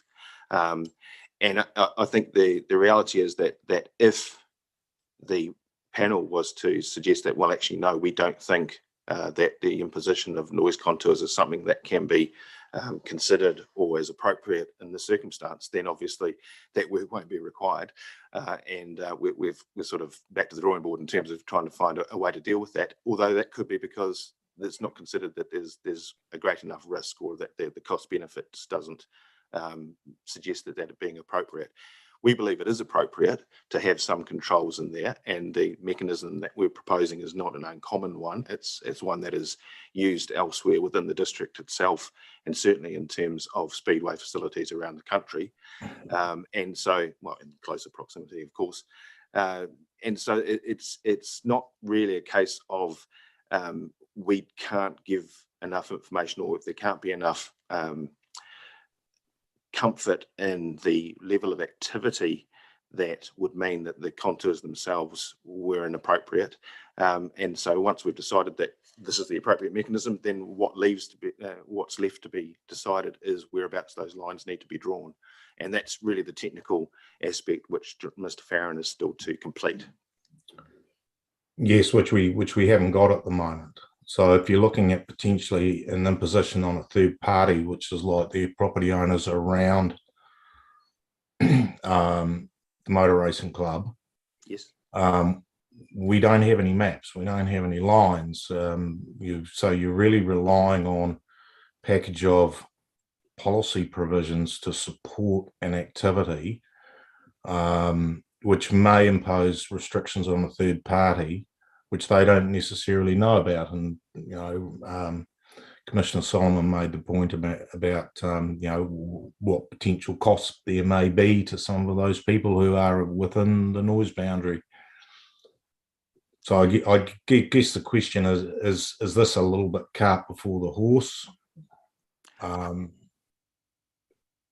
guess arguably, well, we would prefer to be in a position to be able to give confirmed identification of where those lines ought to be right now. And unfortunately, we're not in that position because the club hasn't been able to operate in recent times to allow Mr. Farron to finish that work, which he started back in, I think, 2019. I guess from the point of view of people not knowing, there's a couple of answers to that. One would be just the fact that the club has been there for 40 years. So the people who are in the vicinity are aware of its existence and haven't been troubled to date. And I guess from that perspective, they've not chosen to respond to the club's submission on the plan. Whether or not that's sufficient security on that issue, I'm not sure, but I'm not sure that the positioning of the lines would really change that argument. There were indicative lines included in the submission. So certainly people within those lines would have at least that much notice. Whether the new lines are going to be in complete, in the identical locations as the lines that were shown in the submission, I can't really say, but I think the gut feel that I've been sort of presented with is that they're probably not going to be too different. And looking at the land use and the actual property ownership, which Mr. Joel has had a look at, and he can probably answer a little bit more on that perspective. The actual locality is essentially, well, predominantly farm areas. There are a couple of dwellings that exist within what was identified as the indicative inner boundary, and outside that there aren't many, but then the controls aren't intended to be at all onerous on those. It's more, as we say, an advisory sort of capacity that the contours will then perform. Okay. And while you've obviously got some existing use rights, what is the risk to the club of not relying on those existing use rights? It seems to me from the evidence of Mr. Rattray that there's been a fairly settled number of meetings per year. Obviously practice times, etc., need to be factored in, but what is the real risk to the club of not being able to rely on existing use rights? Yeah, I think the reliance on existing use rights is all well and good to the point that they get challenged, and the exact precise nature of those rights also have to be crystallized at that point. And it was something that would happen when people decide that actually we've moved out here and we don't like this noise, so we want something done about it. I guess what the club is attempting to do is to get in and make sure that people are first fully aware that the club exists, that there are going to be noise influences that go beyond the boundary of the club, and without trying to put too much on other people to have to respond to that, at least make sure that they're aware, and if they still decide that they want to come in close, then that they're going to have to take some attenuation of it, because the risk is that you end up with a situation, and whilst the contexts are quite different, as I say in my submission, the situation at Ruapuna, which for all intents and purposes started in a very similar situation. They were very rural, there were very few people around, but over time that does change, and the pressure around Selwyn for additional residential development is obviously well known to the panel, and I think it's something that the club has to be mindful of as well. It's also giving the community, I guess, a bit of security and knowing what the maximum amount of noise is like to be generated from the activity as well. So in other words, the club is actually putting its hand on it, saying this is what we have been doing, this is what we'd like to continue doing, and we want everybody to know that we're looking after the issues we can look after, because the noise is, in terms of the way that the racing occurs now, is an unavoidable part of the experience. Okay, I guess the reason for the question is if you're looking to impose future controls on third parties, obviously you've got existing operations there. How would you be able to implement an undefined air noise boundary, or not air noise boundary, sorry, we just heard from the airport before, but how would you be able to define what an appropriate acoustical boundary is around it if you actually haven't done the work? And what mechanism would there be available to the council to actually implement that in the future? Private plan change? If it wasn't done now, you mean? Yeah, we're at the stage in the process now. We're hearing submissions on the rural zone, Yes. etc. Mr. Farron still got a bit of work to do Yes. if this is to be accepted. So how would things be progressed once Mr. Farron has done his work? Well, I guess we're in the panel's hands to a large extent on that. My suggestion would be that if the panel was minded to allow the club to do so, would be to present that information as soon as it became available, and to essentially leave that as our, I suppose, not quite right of reply, but as a final piece of the jigsaw that still needs to be factored in.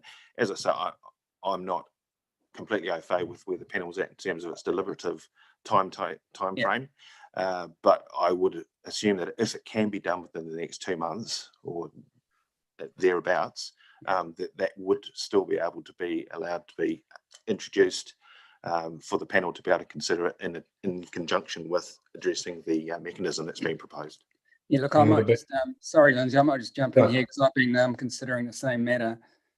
We're not going to be making final decisions on the district plan until probably 2023, given what the central government has imposed on the council in terms of the increased residential density under the Enabling Housing Act.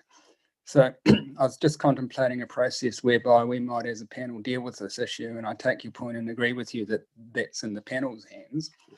So I just suggest a process to you, and I'd like to hear your response to it. So obviously the first step would be for Mr. Farron to develop the noise control overlay boundaries, and appreciate that might take some time. And then perhaps if the Motor Racing Club could then take upon itself, once those overlay boundaries are defined, to consult with any affected property owners, including the existing owner of the dwelling and the other farmers who might be affected, to discuss with them the implications of the noise control overlay boundaries that are developed and seek their views on that. For there then to be a caucusing process between probably the noise experts and the planner for the racing club, and the noise experts and the reporting officer for the council, to see if agreement can be reached on appropriate provisions. And then a joint witness statement to be prepared, setting out areas of agreement and disagreement with particular wording on provisions included therein. If there's agreement, then that's nice. That's easy for us to consider. If there's disagreement, then we might reconvene this hearing on this particular matter. Would that kind of process be appropriate from your point of view? Would it be okay if I just take some instructions in terms of? Absolutely, yeah. Thank you.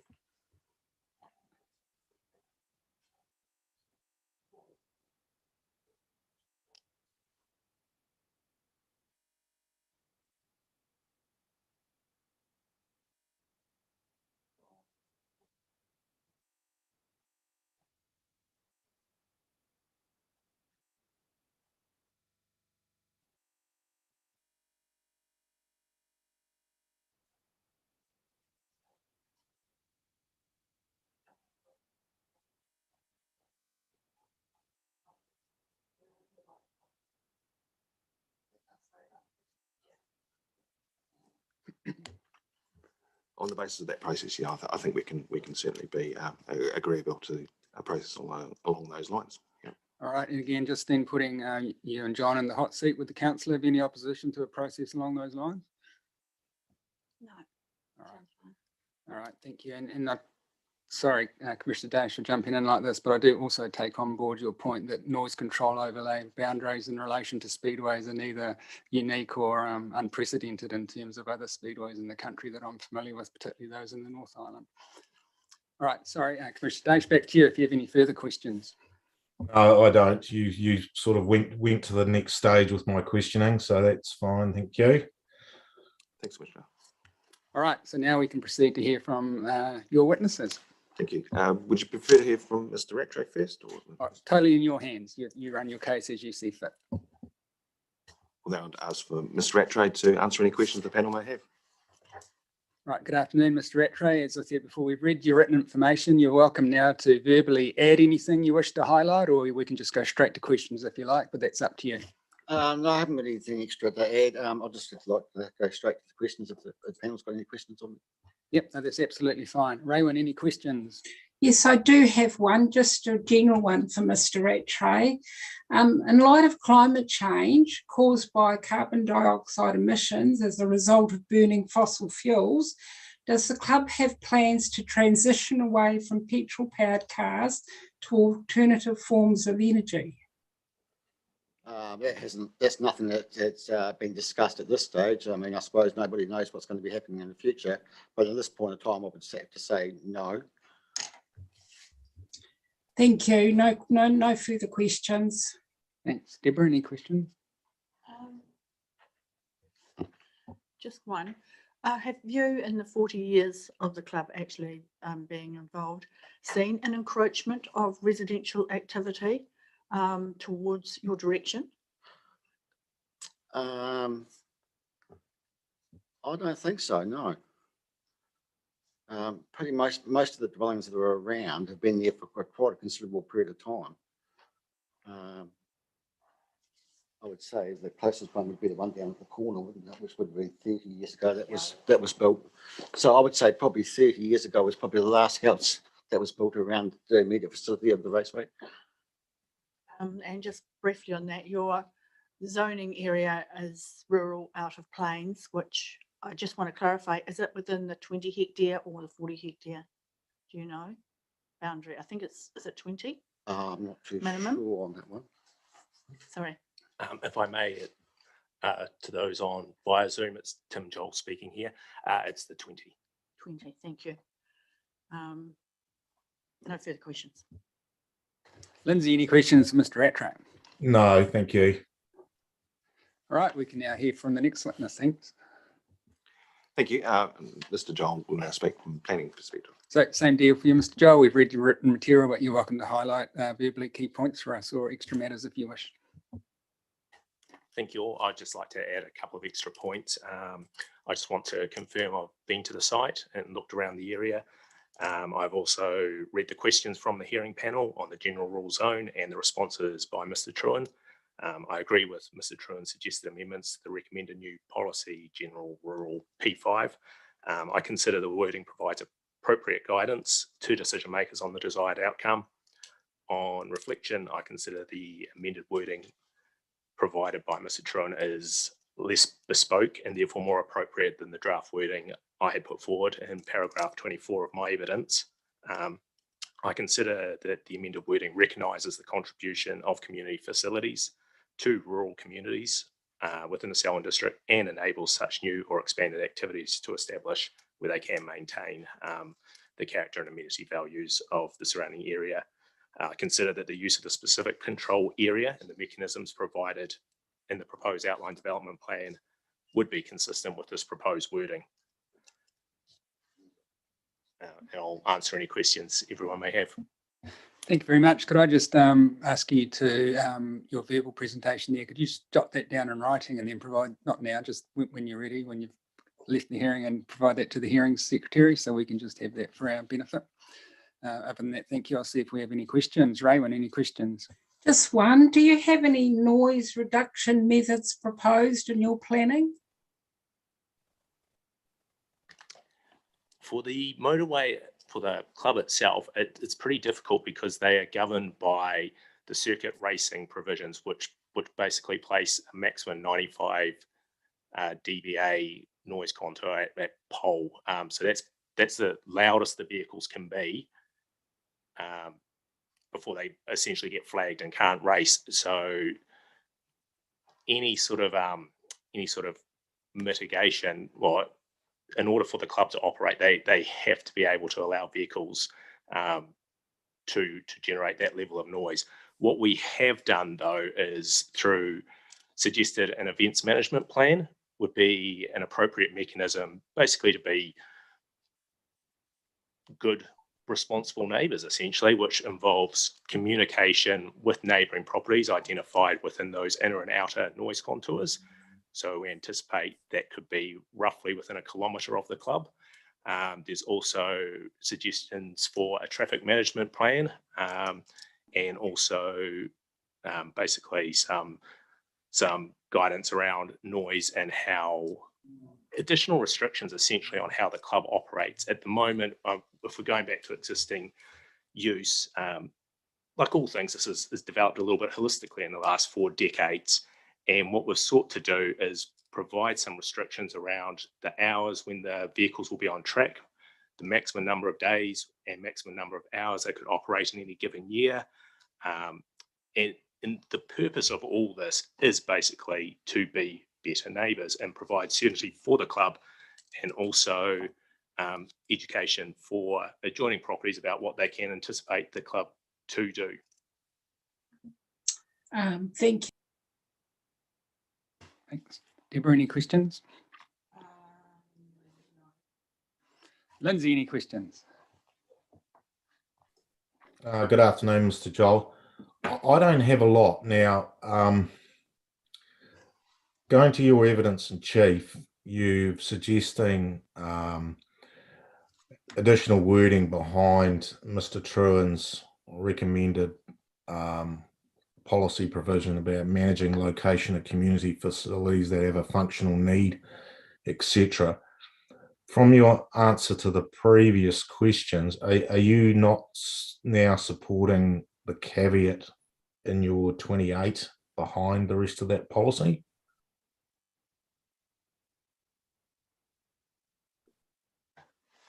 Thank you for the question. Basically on further reflection, I considered that my suggested wording was too bespoke. It essentially captured this activity and potentially the clay shooting club, and a more general wording was more appropriate. And I thought Mr. Truan's response to the question from the panel basically hit the nail on the head. It recognises community facilities, it provides for their establishment and expansion, but puts parameters around that, which is also what the proposed rule package does. Okay, thank you. In terms of your proposed rule package, they seem on first flush to be very, very prescriptive. And your proposal is to have an outline development plan. Would it not be an option to be considered, if the submissions obviously are accepted, to look at an alternative to actually have you need to operate under an outline development plan? It'll cover X, Y, and Z, hours of operation, numbers of meets per year, etc., and operate under that rather than a very prescriptive rule framework? I think that could be equally effective, yes. Essentially, well, are you suggesting potentially that the draft provisions could just be incorporated with an outline within the outline development plan itself, rather than being rules within the rural chapter? Well, that's an option, and I'm looking for some guidance about whether that option needs to be investigated, or whether or not there needs to be a fairly prescriptive set of rules, site-specific rules, spot zone rules, whatever you want to call them, applying to this one site. And I noticed that the chair's the invitation to actually have some discussions after Mr. Farron's done his work at a planning level as well as an acoustic level, and that could be considered at that time. Would that be an option? I'd be certainly comfortable with that. I think both options will be equally effective. So if the council and the panel were happy with that, then I'd certainly be open to that dialogue. Okay. Thank you, Chair. I've got nothing further. Just one question from me in terms of the motivation behind submission. Obviously, the club would be desiring to have certainty for its ongoing operations going forward, so that you can carry on in the knowledge that you're able to carry on for the foreseeable future, and I understand that. Just in terms of the level of detail proposed with a noise management plan, a traffic management plan, an outline development plan, an event management plan, in my experience, that's more akin to what I would normally see in a resource consent application, where those plans would be subject to objectives to be achieved, detailed requirements to be included. That'd be subject to a council certification process. I'm not sure how well that would work within a district planning framework. And I'm just wondering, has the club considered seeking a land use consent to legitimise its existing and future activities, which would equally provide you with the certainty that you seek? And if not, why not? Has that alternative been considered? I understand from Mr. Rattray that the club was actually approached at the beginning of the district plan process by the council and encouraged to put a submission in. So that's essentially was the initial motivating factor.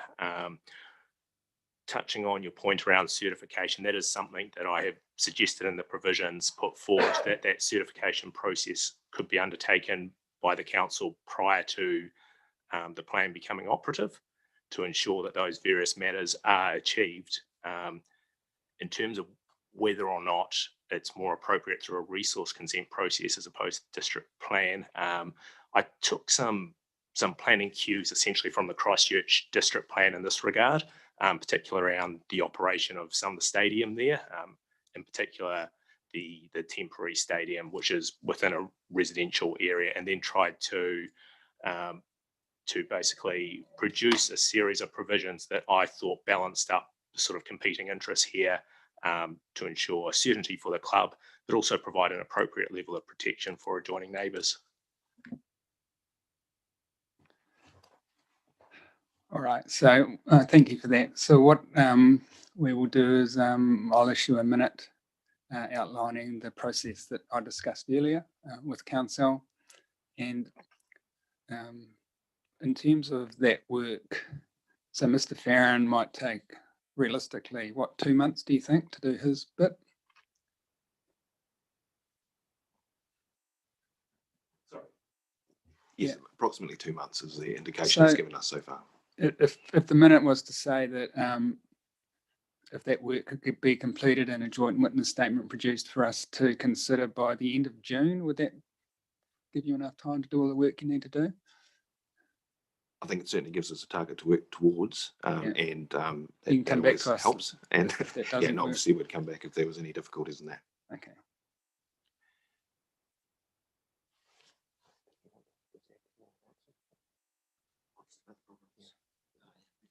Sorry, sorry, it might be a bit out of process, but That's right. Mr. Rattray was just mentioning to me that in his answer to Commissioner Hassan that he had a little bit more to say on that one that he hadn't thought of. Is it okay if he absolutely, just yep. finishes his answer? Thank Yep, you. we just want to have all the best information we can. So if you can add to your answer, that's fine.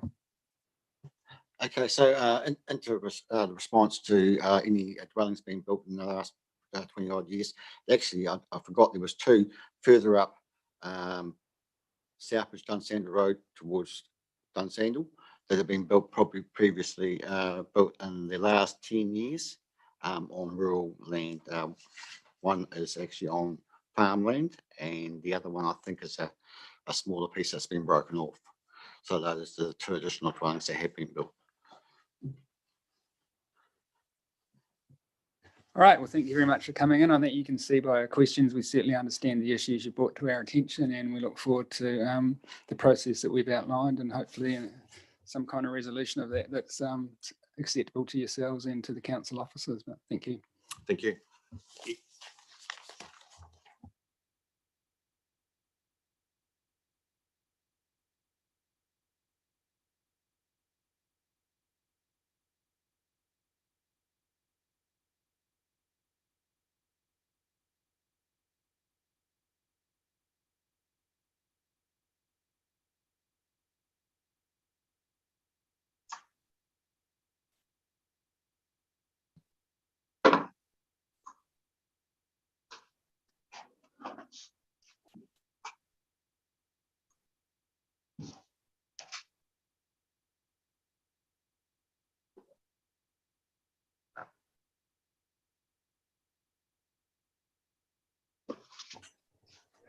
Good afternoon and welcome. The next submitter on our list is Andover Limited, which I presume is you.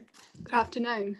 So I'll introduce myself first. Thank you. I'm Jessica Ottawa, counsel for Andover, and on the screen here, I think, is she up there? Wendy McGeaney. Yep, there she is.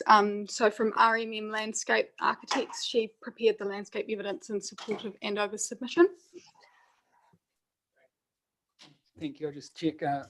Is it, how do you pronounce Mogini? Is that how we pronounce it? Magini. Magini. So obviously you can hear us, all right? Yes. Yeah, thank you. Thank you very much. So not sure if you were here for the earlier submitter, but just to let you know, thank you very much for the written material you've provided, the legal submissions and the evidence. We've read that, so you're probably pleased to know you don't need to read that out loud to us, but you are obviously welcome to summarise key points for our benefit or add any additional information that you wish to at this stage, and then we'll see if we have questions for you. Sure, thank you. I'll start off with just a bit of an overview. So the reason for Andover's submission is to highlight the difficulties that this multi-overlay approach imposes on them, and really just to protect their interests moving forward, to enable them to achieve the residential density that reflects the status quo of the surrounding environment.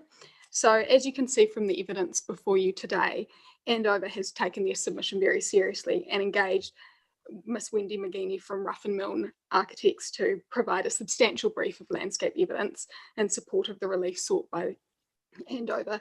Miss McGeaney's evidence is accompanied by a detailed viewpoint assessment and a graphic supplement, all of which were prepared following a site visit and a site to the site and the surrounding areas.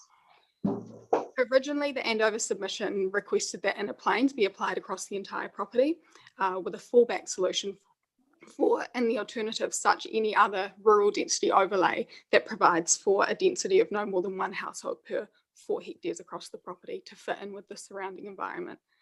Both the council reporting officer and Ms McGeaney consider that excluding a small portion of inner planes that is already across the property, that the property doesn't support inner planes and those landscape values. So accordingly, an alternate solution that falls within the scope of Andover's submission has been explored.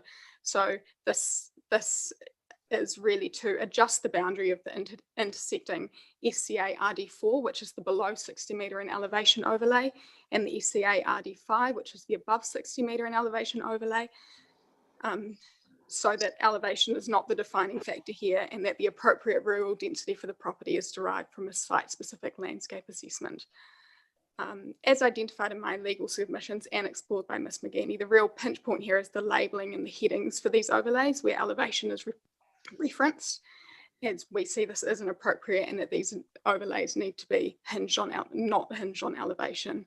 It's noted that that's a bigger problem than just this property and not something we can progress under the guise of this submission, but just a matter we wanted to put forward before the panel, and it may be within the scope of another submission. So yeah, I appreciate you've read my legal submissions. I don't have anything to add to them. I can pass over to Wendy to provide a summary, or I can answer any questions now. Yeah, it's our normal practice just to pose questions to each speaker as they speak. So if you don't mind, we'll just see if we have any questions for you. Raywyn, any questions arising from the legal submissions? No questions from me. Deborah. And Lindsay, any questions arising from the legal submissions? Just one. Can you just summarise what your relief is again? Or what decision you're seeking us to make here?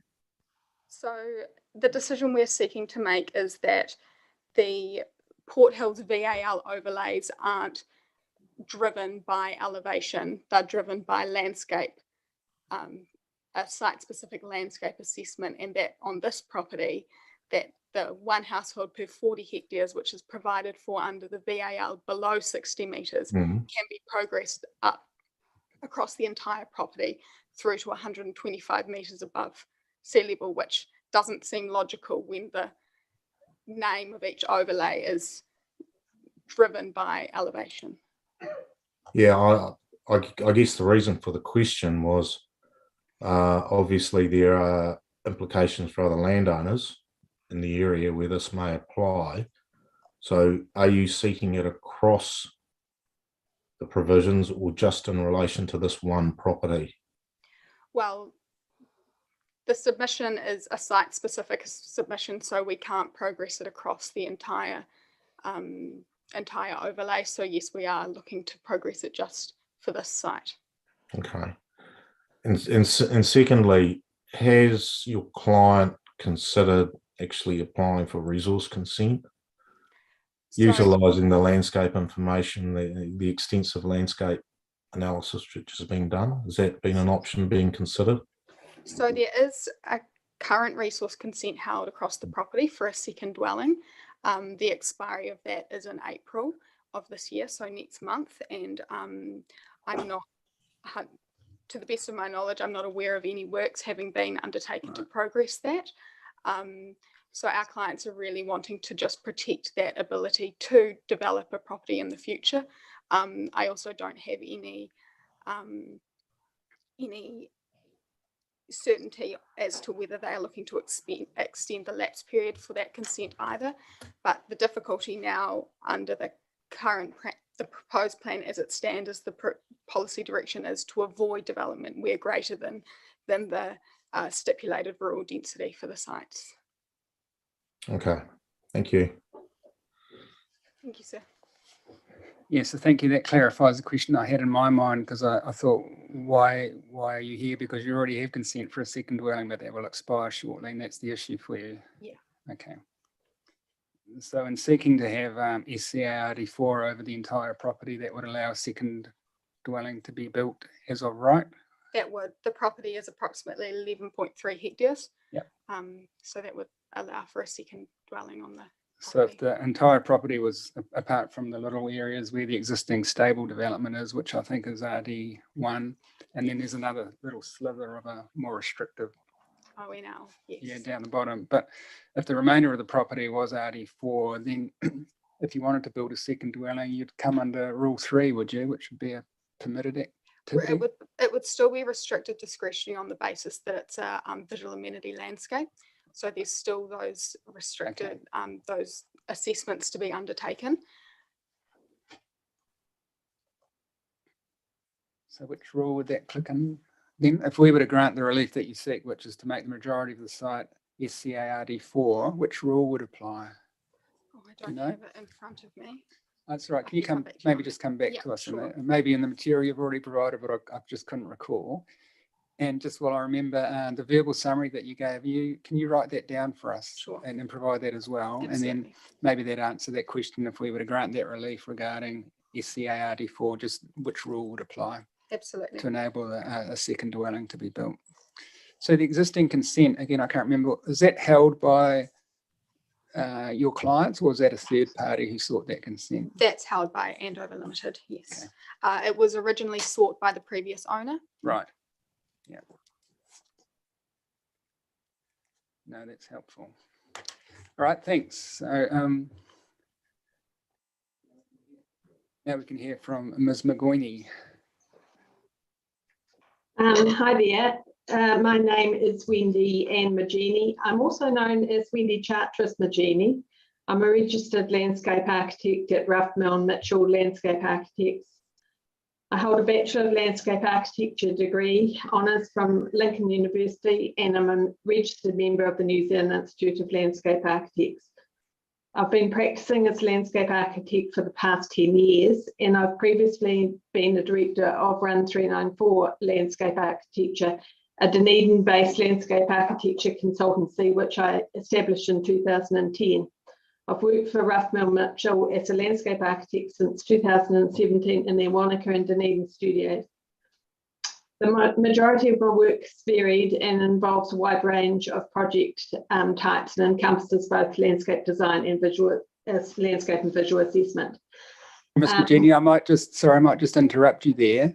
We've read your evidence, so you don't need to read it out loud. You don't need to read any aspect of your evidence out loud to us at all. Oh, thank you. Because we've already read it. And that was just, hang on a minute, I haven't finished talking yet. So that was in the minute that we issued regarding proceedings for the hearing. So you don't need to read the evidence out to us. We've read that, but you're very welcome to highlight key points for our benefit. And then we'll see if we have questions for you. But you don't need to read anything out that we've already read. Okay. Probably a point I'd like to make is that I've also had a discussion with Robert Love, Selwyn District Council project lead planner for the Port Hills density classifications prior to lodging the submission. And from my discussions with him, there appeared to be a general support from council with regard to movement, adjustment of 60-metre contour line with regard to 42 Gherkins Road. So you've read all through the executive summary. We've read all pre-circulated material. Okay, all right.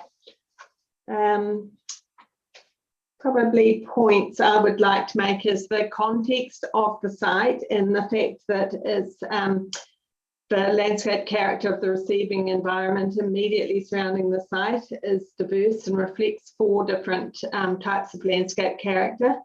And the presence of rocklands, existing development area being a density of 1 dwelling to 1 hectare, and surrounding landscape context is quite significant in this case.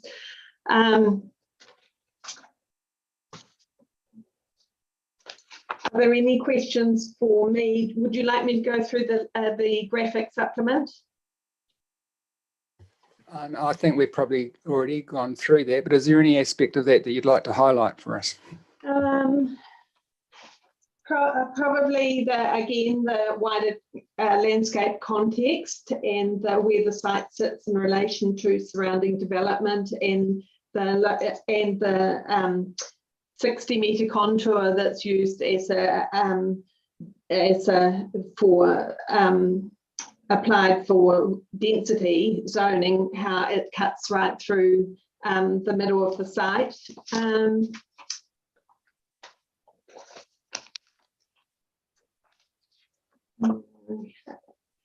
really just the viewpoints and the level of visibility, particularly with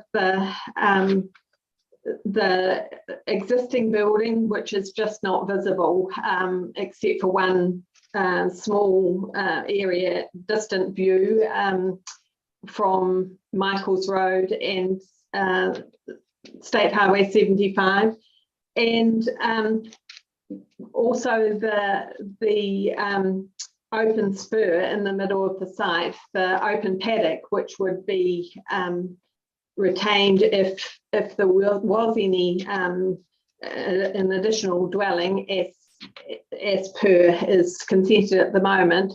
The open rural pastoral landscape would be and visual amenity would be retained.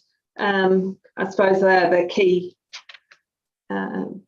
things from my point of view, considerations.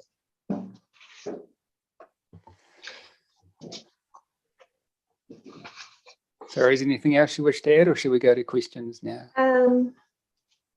Yes, go to questions. I probably have a comment regarding the 60-metre contour and whether it should apply to other properties, and my thoughts are that it should, that the density shouldn't be related to a fixed contour. It should be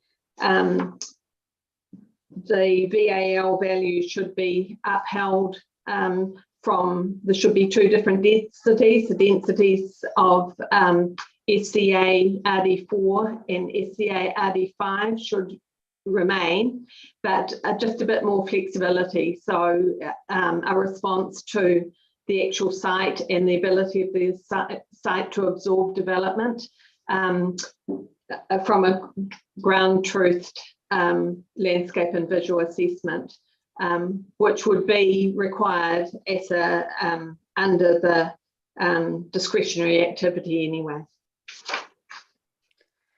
All right, thank you. We'll see if we have questions. Raymond, any questions? Just one from me. In your paragraph 28, the last sentence, you refer to a culturally modified landscape. What do you mean by that?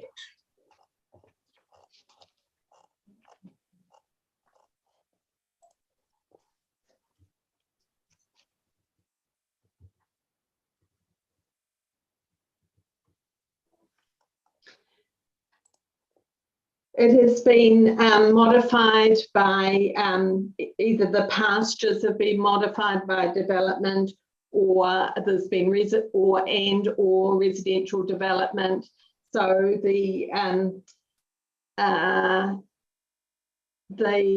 pastoral, it will be exotic pastures rather than indigenous vegetation, and modified forestry plantations, dwellings. That is a modified landscape, whereas a pristine landscape, or that of an unmodified landscape, has indigenous vegetation and has not been cultivated, or has very few dwellings, if any, attached to it. So it's just the difference between a modified landscape and an unmodified landscape? Yes. Thank you. No more questions. Thank you, Deborah. Yes, I have one. Just with regards to the site, how close is it to Rocklands? Probably 10, 20 metres. Literally, the Gherkins Road and the road reserve is the separation, and there are at least half a dozen dwellings with access that are within Rocklands development that have access directly off Gherkins Road along that northeastern boundary up the road, and they're very visible from the site. So just for clarification, there is a road separating yes, Rocklands from this location? Yes. Thank you. The road traverses up the northeastern boundary of the site, then it cuts across to the west, and then it carries on up the hill. So in actual fact, the site is bound by Gherkins Road on two boundaries, almost three boundaries.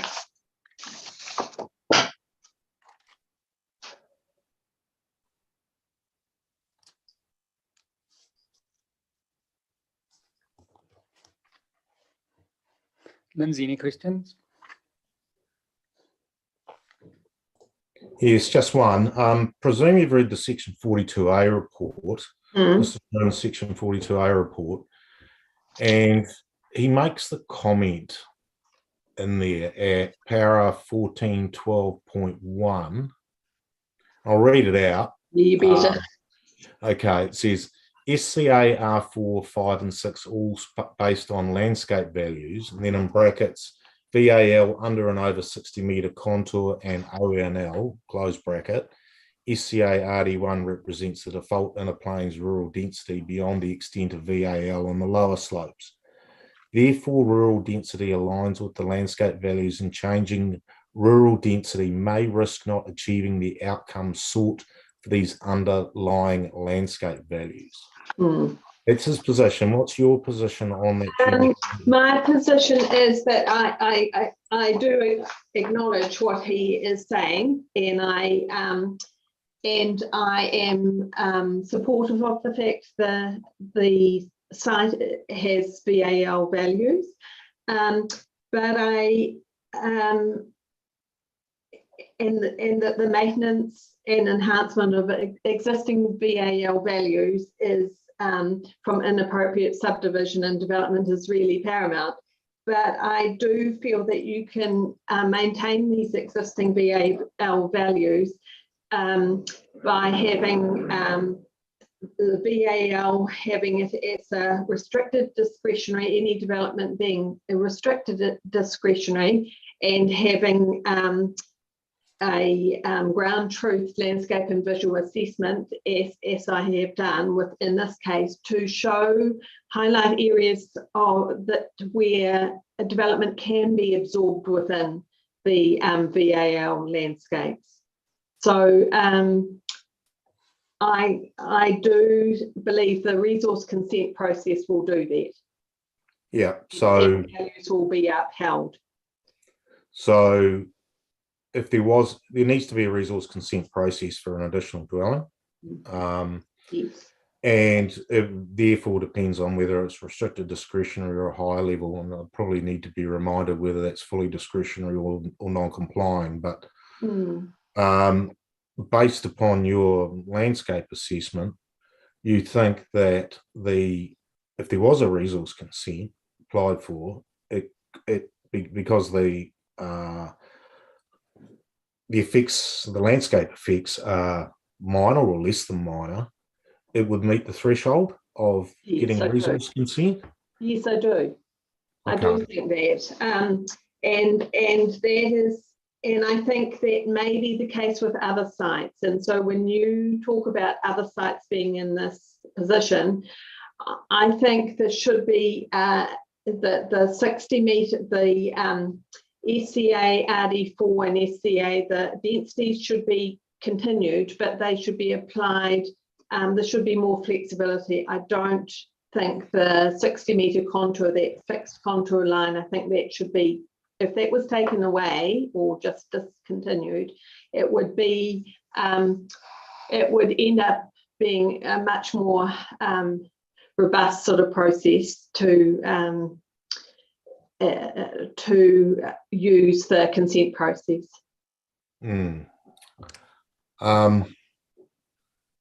Okay, thank you. No further questions. Just two matters, and I'm happy for either council or the witness to answer. In terms of the relief that's sought, and I think that's clearly summarised at paragraph 65 of the landscape architecture evidence, paragraph 66 rather, would the relief sought, namely to have the SCA RD4 designation applied over the majority of the property, would that apply to the vegetation in the southeast corner of the site?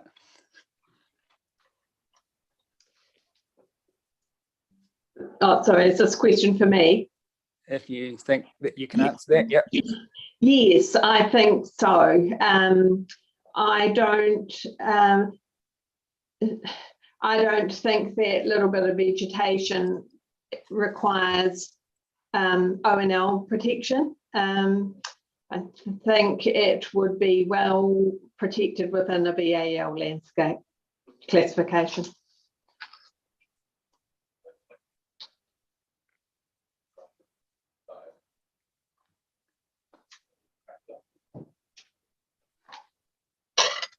And so this question is probably best answered by council, but my understanding of the case put before us in a nutshell is that you have a consent, or the owners have a consent to build an existing, or to build a second dwelling that's about to expire. And so the relief sought regarding the SCA classification for the site is just one means of basically maintaining the status quo in that regard. Is that in a nutshell what the case is about? Correct, yes. Yeah. And so the landscape evidence is designed to justify the change in designation or categorisation of the SCA over that property. Correct. Right. Okay.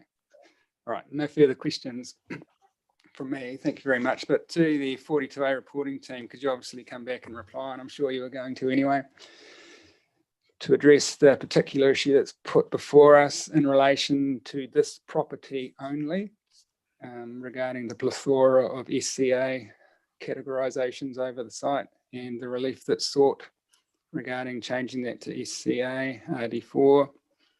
And in that regard, obviously bear in mind the fact of the existing expiring consent, the status quo that would normally provide, and the fact I don't think there were any further submissions in opposition to the relief sought. Otherwise, thank you very much. Thank you, sir. Thank you. Oh, and just before you go, Ms. Magini, I did find your pictorial part of your evidence very helpful in terms of the pictures you provided and the detailed map showing all of the various elements that you've discussed in the evidence. That was very helpful, so thank you for that. Thank you for the feedback.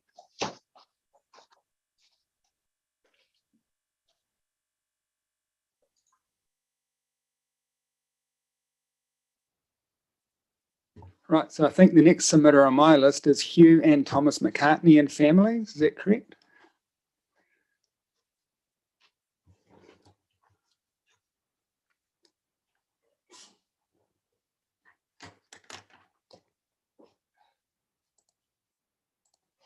So good afternoon and welcome.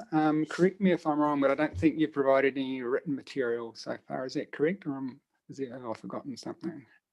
Apart from the original submission, that is. No, we've just our original submission. Yeah, so obviously you're very welcome now to speak to that and to highlight key points that you think you want to get across to us. Okay, well, I'll leave the younger generation.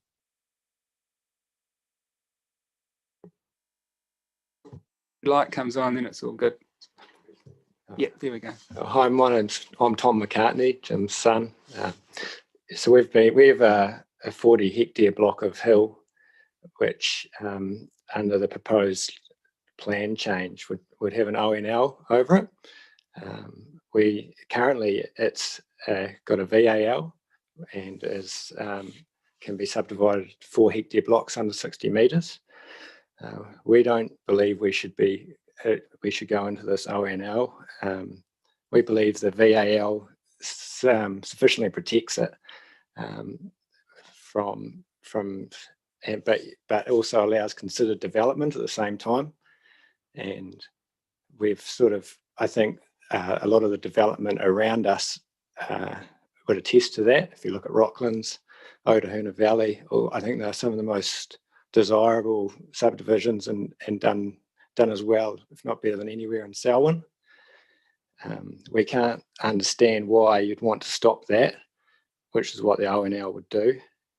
And we believe the tools are already there for the council to protect what needs protecting, but then at the same time allow landowners like us the ability to hold some value of your asset. Now, for us, you wouldn't be able to build a house on it really in the ONL, and currently we probably have maybe 5 10-acre blocks, 4 hectare blocks, which on the market today with about $1 million each based on current sales. And to have your asset stripped of that sort of money has a significant impact for us for succession planning and sort of future development for our business. We haven't subdivided to date. As I said, we've been farming for about 5 generations on this block of land, and it's not something we've wanted to do, but it's we are aware of the fact that we are surrounded by 10-acre blocks now, and the feasibility of a 40 hectare block of pasture just doesn't stack up. And so what is the future of a block of that land under these new rules? I mean, has it just become a reserve? Is it what does the council sort of see happening? And we believe we were at these hearings sort of 10 years ago when they came up with the 60-metre contour line and the VAL overlay, and for us that seemed like a good way of protecting the hill, but then also allowing future considered development, which I think is what the community wanted. So that's sort of really where we stand. Our hill already has a cell phone tower on it, has tracks, has introduced pastures, and it is surrounded by other development. So to call it an ONL is we'd sort of disagree with that based on the development that's already there. So I'll just pass it to Jim. So if I can add to that, I mean, there's a few things that are interesting to me. One is the council declares an environmental emergency and then bans building houses on the hill. Basically, through the provision that you from the foot of the hill in ONL, you need 100 hectares.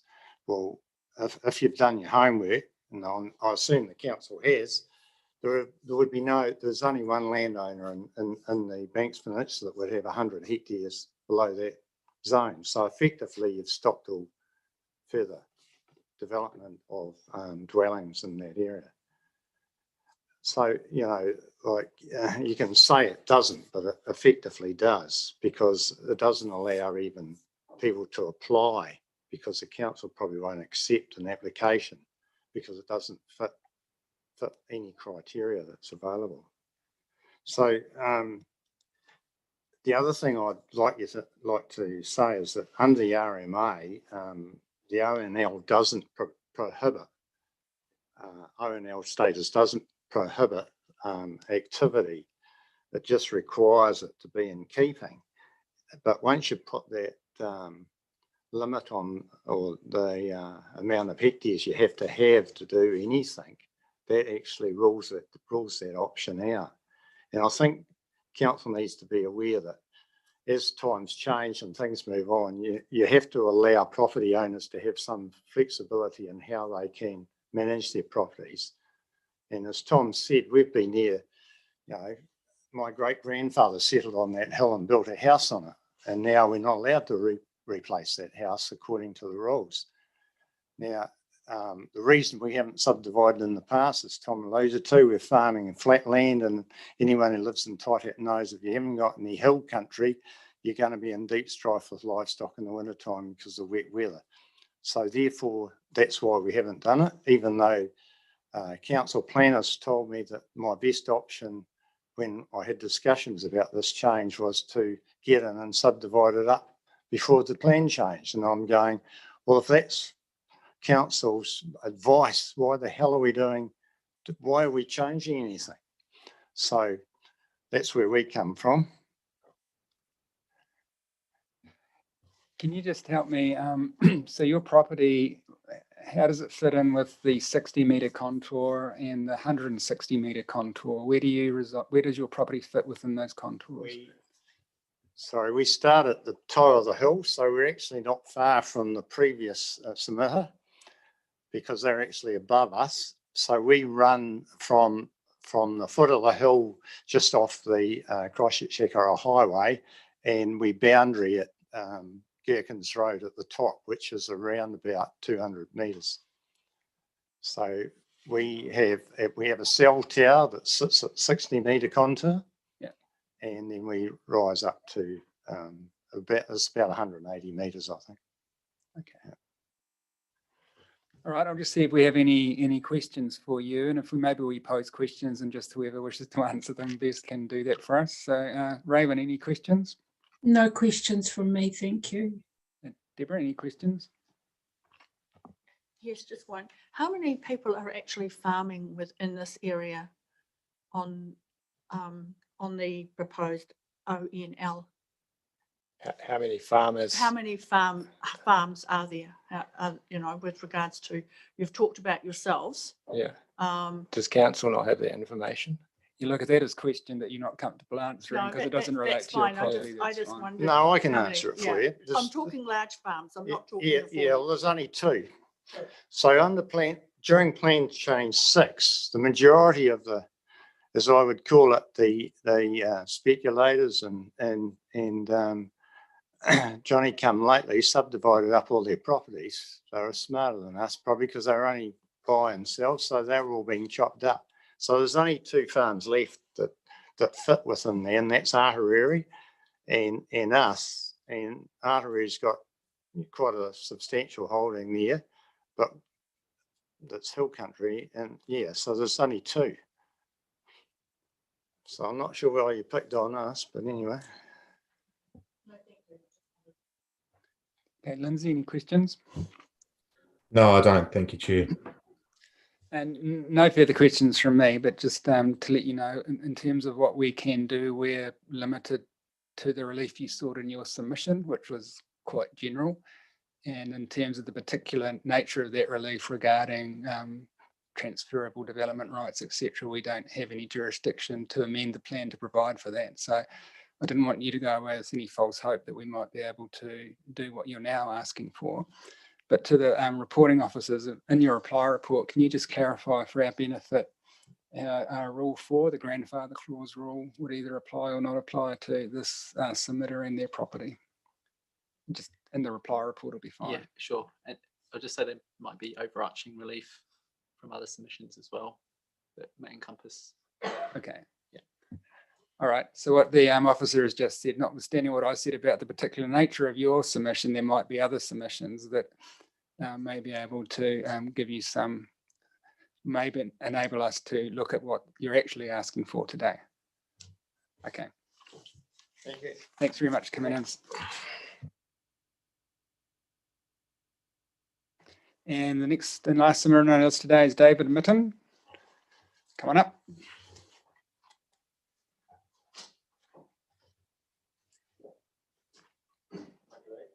Good afternoon, welcome. I'll be much quicker.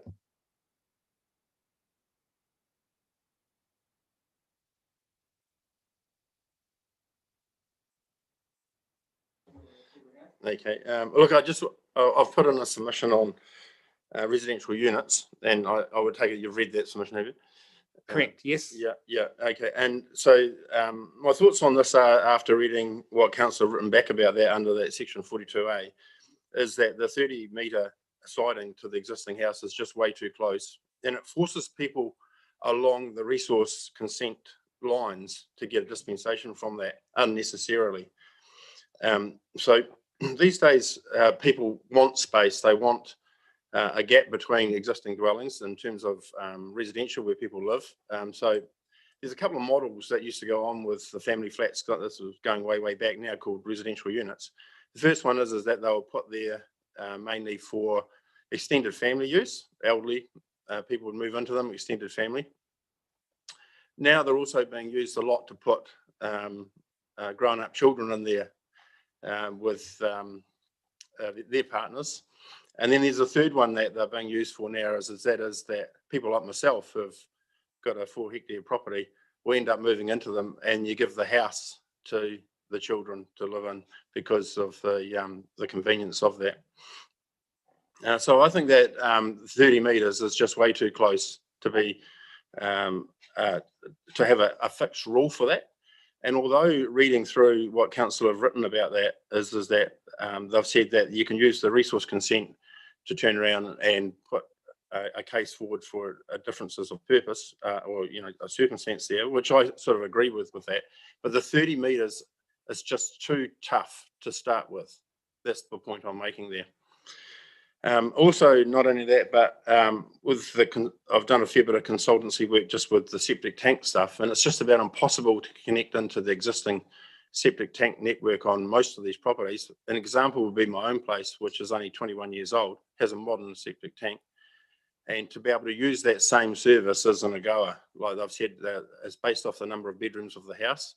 If you build a 2-bedroom residential unit, you're not going to be able to do that. You have to put in a septic tank service as well for that. So where council say you've got to use the same services, you've got water, power and septic tank.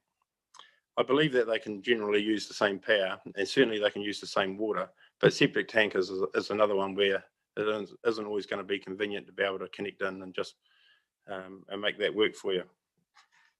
So that's my first point on that one.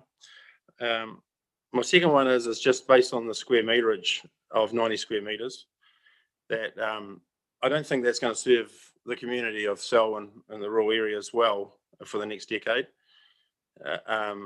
I think that 90 square meters is still too small, and you've had quite a few submissions already on suggestions that it should go to 110 or 100, 110, 120 square meters.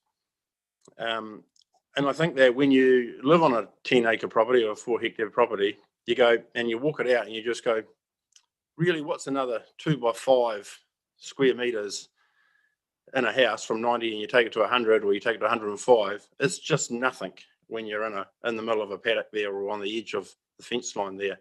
But it's everything when you're inside a house.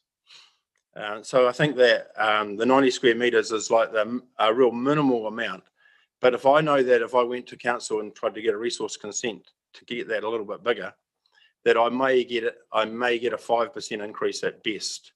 But generally speaking, when you jump on Pinterest and you look at the architecture that's involved in some of these residential units these days, there's a whole field out there of buildings which can be built, which provide really good living, and they're just over the 100 square meter mark to make that work. So the 90 is just that much too tight. The siting is just that much too close to what should happen there. So back after the earthquake, when they built the relocatable village at Canterbury Park, I had a really good look around there, and nearly all those buildings are over 100 square metres to make that work there. And there's some absolute terrific designs. The problem with those designs are that they don't look right against existing dwellings. And so if it got extended from the 30 square metres out to perhaps a more linear, and then I still believe if you want to use the resource consent methodology, I think that's a good idea as well. But perhaps if it got extended out to 60 to 100 metres, then we can build a better design building which still looks the part on with the existing landscape that's already there, with the dwelling that's already there.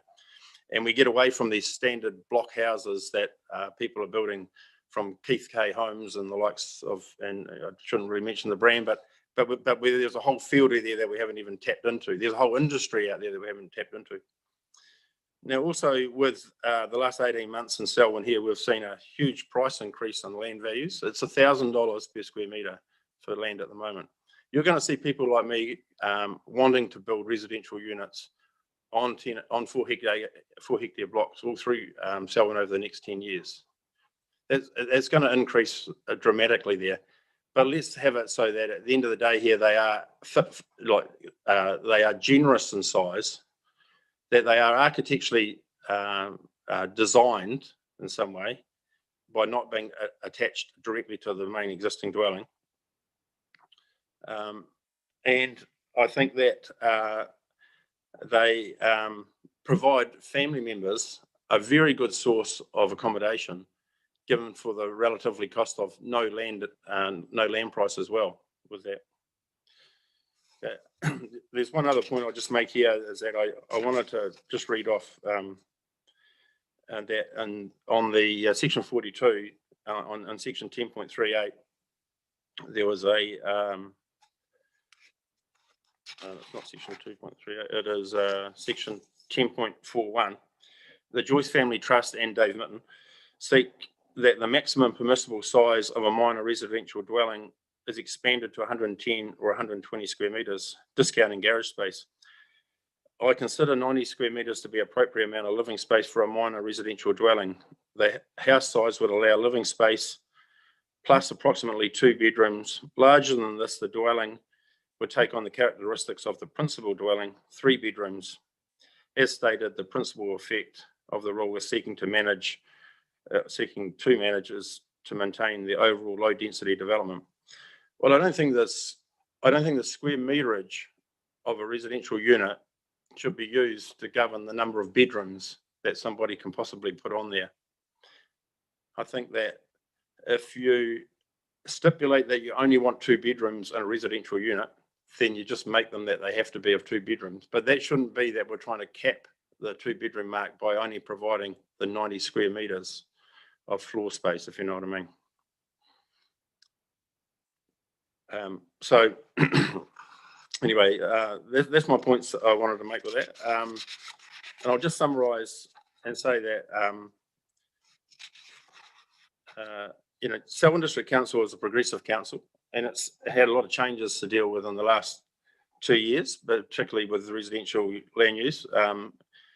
And when we're on the other side of that, and we've got children coming through having to save up and buy for houses and things like that, the last thing I want to see is my children in a rent trap and paying to landlords when they can be paying off property. And I think I'm one of many people out there on a large area of land that we go, hey, we can utilise this land a lot better for a small section of it. So when I stand out there in my property there and I go, hey, I have 40,000 square metres of land available to me here, 40,000 square metres of land, and I'm only asking for another 10 or 20 square metres in a residential unit, you go, I just got to put my common sense hat on here and go, surely this should just be able to be done. And I should also, when I put my common sense hat on here and go, 30 metres is awfully close to that building, which is 21 years old. And if I just sited it over there, it would work that much better, and it would look better into the environment and be heaps more functional for what I'm trying to achieve. So, so that's my submission to you people. I just needed to voice that and hear that. I hope you don't mind, but No, we don't mind at all. That's you know, great. yeah. I'll just see if we have any questions for you, Raymond. Any questions? No questions from me, thank you. Deborah? I have one. With regards to it being listed as a minor residential unit, and the size that you are proposing, if you've got a dwelling and it's the major principal dwelling, should, in your mind, a minor residential dwelling be larger than the principal dwelling that's already there? No, I don't believe that that is the case at all. That should be the case. No, I understand the council's position on this is that they are wanting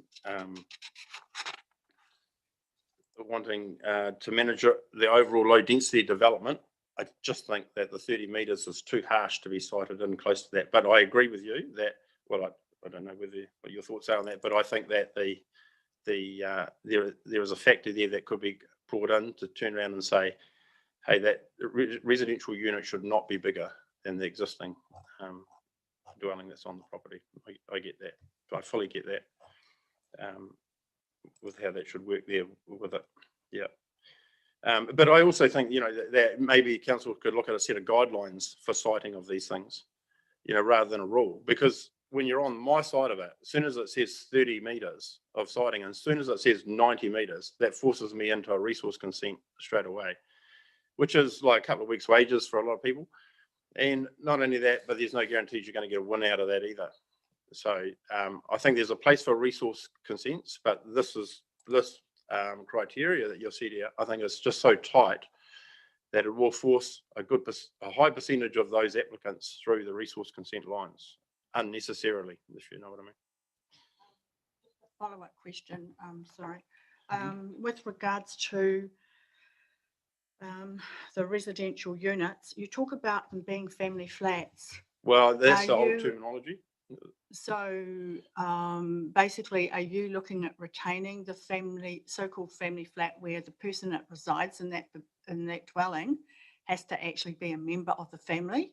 Or I wouldn't support that, because I think that what happens when that family member moves out is more trouble than it's worth, and trying to administer having a family person in there. I think that you build them for whatever purpose you want to build them initially. The family flat was the old terminology reading through the documentation, and now it's called residential units, if I'm right with that. Yeah, if I'm right with that, yeah. And I believe the council's proposals of not having necessarily family members living in there in the first instance is fine. I don't have an issue with that. Although I don't think it would be viable to build it to rent and look at the building costs and everything and associated with that to think that you're going to make money off that, So I think that primarily having family members in there is a really good thing. There's something that I want to do that I think most people would want to promote. But you've also got to remember these days that it goes back the other way, that ultimately a lot of people I've talked to have said, hey, I've got the family members in there at the moment, but ultimately they're going to move into the existing house and I'm going to take this unit. And when I take this unit, people say, well, you need a smaller place. Well, you do in some ways, but you still want the same size kitchen. You still want a nice big family area because you're country people and that's what you're used to. You need 2 bedrooms and no more. You don't need a separate living room, and you just need a freestanding laundry, probably, and bathroom. So you actually need the same size living spaces. You just don't need as many of them.